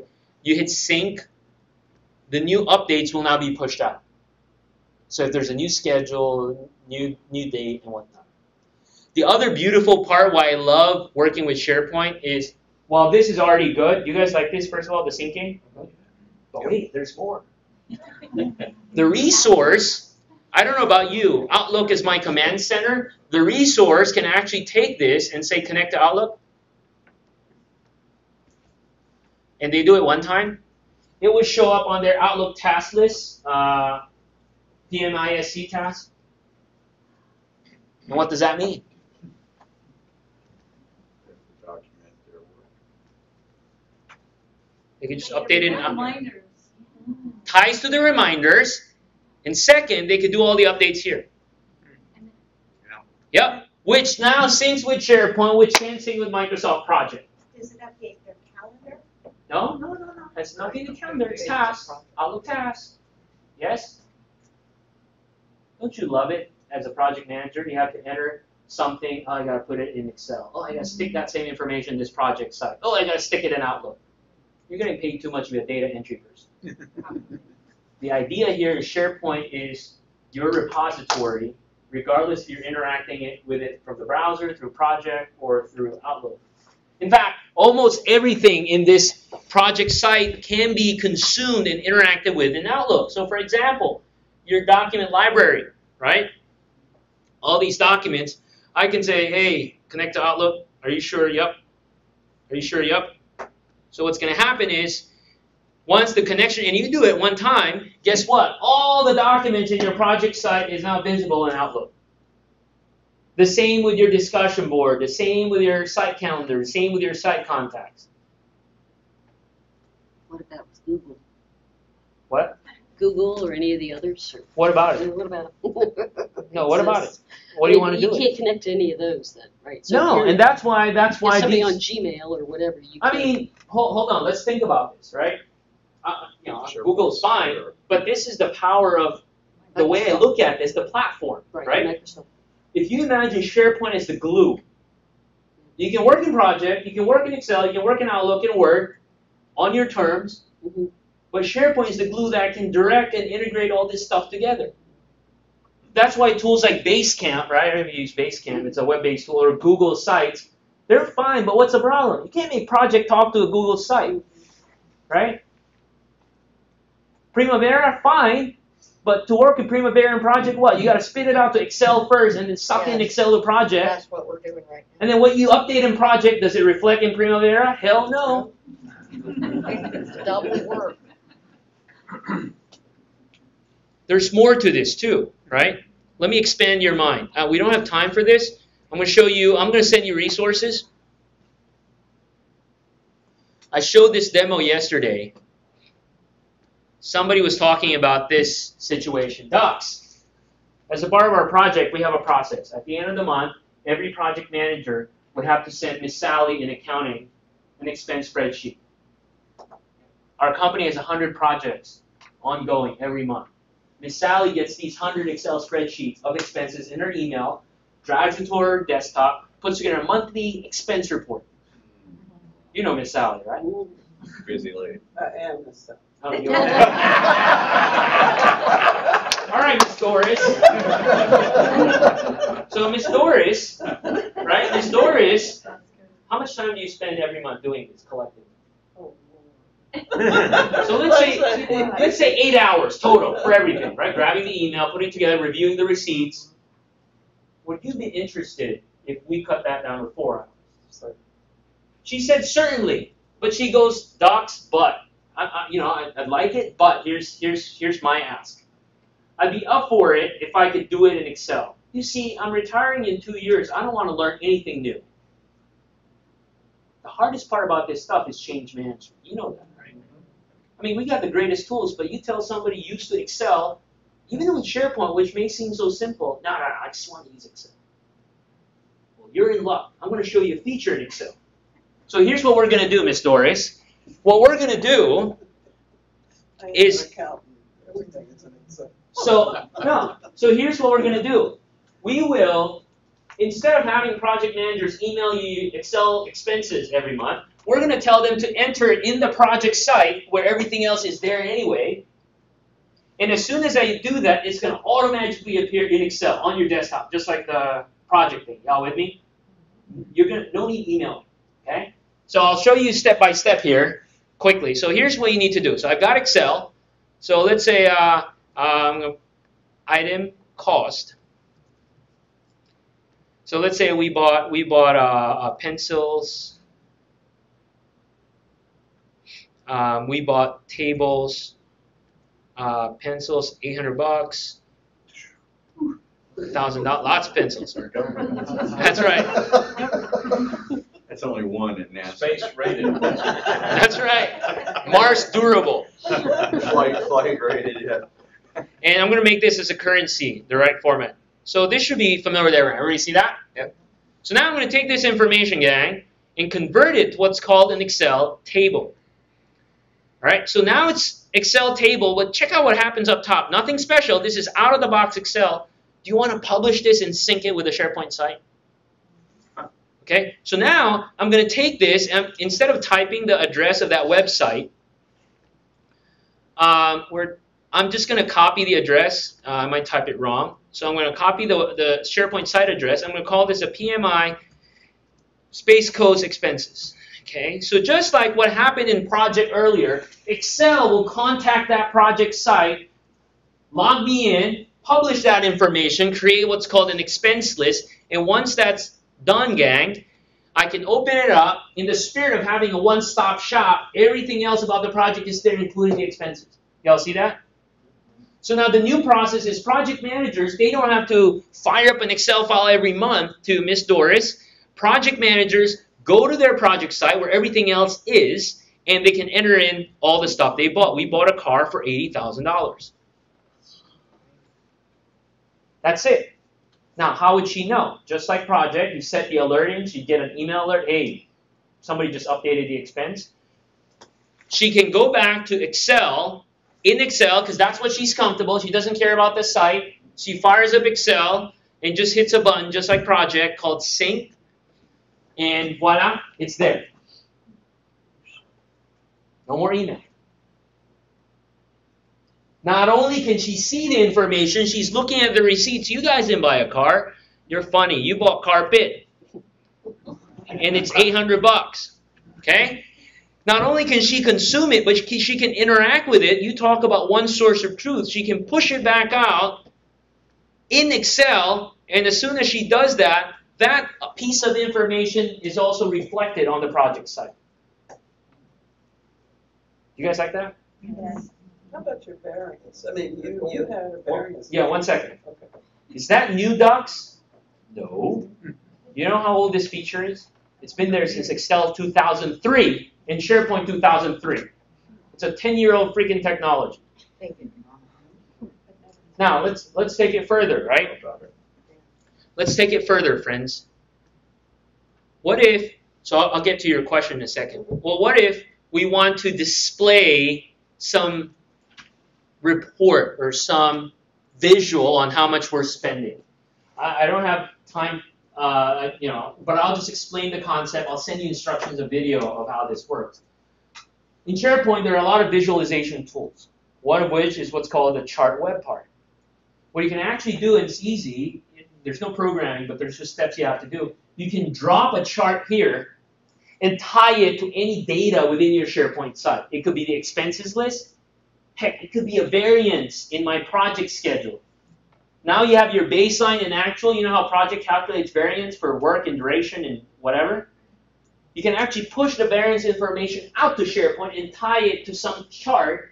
And now you'll have your management happy because they'll have their most worshipped KPI red, amber, green dashboard. That's a secret to career success. You want to get promoted? Look at your boss straight in the eye and say, dashboard. Promotion, right?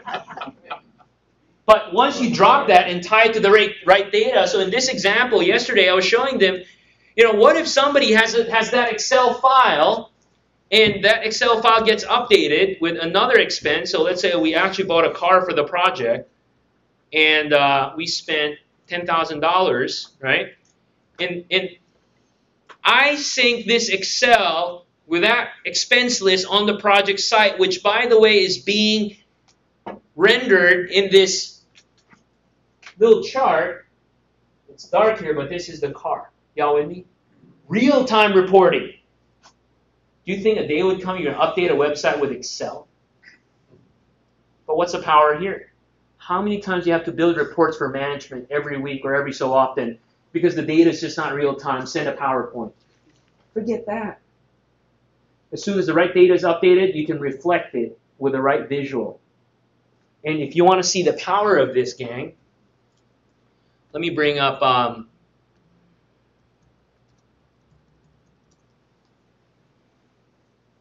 there's a lot of sites out there using this.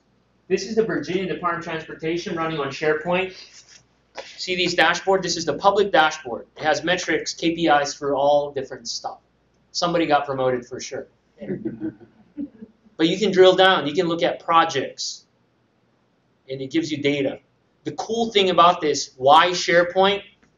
Because, as you know, corporate America, government, everybody's using Microsoft tools. In fact, it doesn't have to be Microsoft tools. They use SharePoint not only as a reporting layer, but as a way to interact with these information. Because some of this data is just coming from Excel. Some is coming from Access. Some is coming from Oracle or MySQL or Primavera. It doesn't matter. SharePoint can talk with all these systems. But the beauty of that is I can work on my terms. I work in Excel, work in Excel. You work in project, work in project. This layer can put everything together and do reporting for you. And these are the things that tools like Google just can't do. I'm not saying it's bad, good, or the other, but it just can't do it. So if you're comfortable in Outlook, update your tasks in Outlook, fine. But the fact that you update in Outlook, guess what? It may be reflected here as well. Everybody with me? So what I urge you to consider when you think SharePoint, think business platform. You're underserving your colleagues or your team if you just pitch SharePoint, oh, that's where you put files. I mean, you could, but that's just the tip of the iceberg. The power of SharePoint is the interaction with all these existing tools we use. Questions? So then when you go there for that reporting tool, management could go there like every 5 seconds and see where you're at on your project, but do you have like any kind of presentation or something? What do you Now mean? you got to give a presentation, you just bring up the SharePoint site? Yeah, you could. Or you can push this data to PowerPoint. You can tell PowerPoint to suck data from here. And so can you do something besides a pie chart? What do Absolutely. have, You could like, have, you could do, departmental variance charts for absolutely, labor or something? absolutely. You can do all kinds of charts. And you can pull from various sources too. Okay. You can say, take this source, do a math calculation, and spit out this kind of data. You can put formulas. Yeah, the question is if SharePoint can do it, right? The question is, how do you do it in SharePoint? Grasshopper. Does this excite you? Sorry if I'm not as exciting, but anyway. So I kind of went through all this already. So as you run the project, you can use all these tools to track, and you can correct it, right? The quick thing I want to talk about, I know I'm out of time here, is you can do master projects and sub-projects. So essentially, this is very straightforward. What you can do is you can create a Microsoft project file, and you can pull in various other Microsoft project files, because when you're doing program management, like in your case, you have different modules, so different projects, different teams are working on, but you need to roll it up so you can look at the big picture. That's right. So you can do that, right? And all you have to do is, and I'll send you, again, a lot of these, I'll send you step-by-step instruction. You can create, so let's call this 2. So you can create a new project file, and then you can pull in insert, where did that go? I keep forgetting. What's that? No. There's an insert sub-project kind of thing. No, not that. Here. Oh, duh. It's just sitting up there. Sub-project. I get it. Open a restaurant, and then sub-project 2, whatever. There you go. So now you can look at the big picture. Right now, it's independent of each other, so you can have one team working on that, the other team working on that. But what you can also do, as the owner of this master project, you can link between projects, which may be valid, because you may have this team working on this, but whatever they work on may impact this other project. Y'all with me? You can do that. And so when the schedule changes here, and if it's dependent and automatic scheduling kicks in, it may change the other one. It's still dangerous too, because you might mess up with other people's work. So you just have to be careful. PMO office kind of thing. Exactly. The PMO office should be responsible for doing this. And the master sub-project can handle resource management too, where if you have like the same set of people working on 10 projects, everybody with me? You can put the resource in the master project, and you can assign them across projects, and you can see their utilization across projects. And it's the same thing as what we did earlier. The only difference is you just put in the sub-projects, and then that's it. Go to the resource sheet and put the other resource. You don't have to create like a resource pool when you're doing the sub-project. You could. Yeah. You could. There's this concept. You create another file resource pool for me. If you're the only owner of these 10 projects and the resources, you put your resources in the master project file. That's your resource pool on it. That'll be easier. I know what you're saying. It's a little. It's not. Depends on how many resources you're talking about. Yeah. That's the other piece too. Yeah. The only value if you have a resource pool if another project manager is sharing that same set of resources. So that makes sense. Well, then you do 50%. Now, if you're doing true portfolio management, now you're doing demand management, analysis, forecasting, this is not enough. You got to get tools like Project Server. You can generate reports in Microsoft Project. So other than SharePoint, what I've shown you, in Microsoft Project, you have a bunch of these different reports you can take advantage of. A lot of out of the box, you can slice and dice. Show me all the stuff, all the tasks that are behind this week. Show me what tasks are over budget. Show me who's over allocated. So you can do all these reports. And it presents it in nice charts as well. All right, gang. A little few minutes overtime. What do you guys think? Useful? Yes. All right, good. Thank you.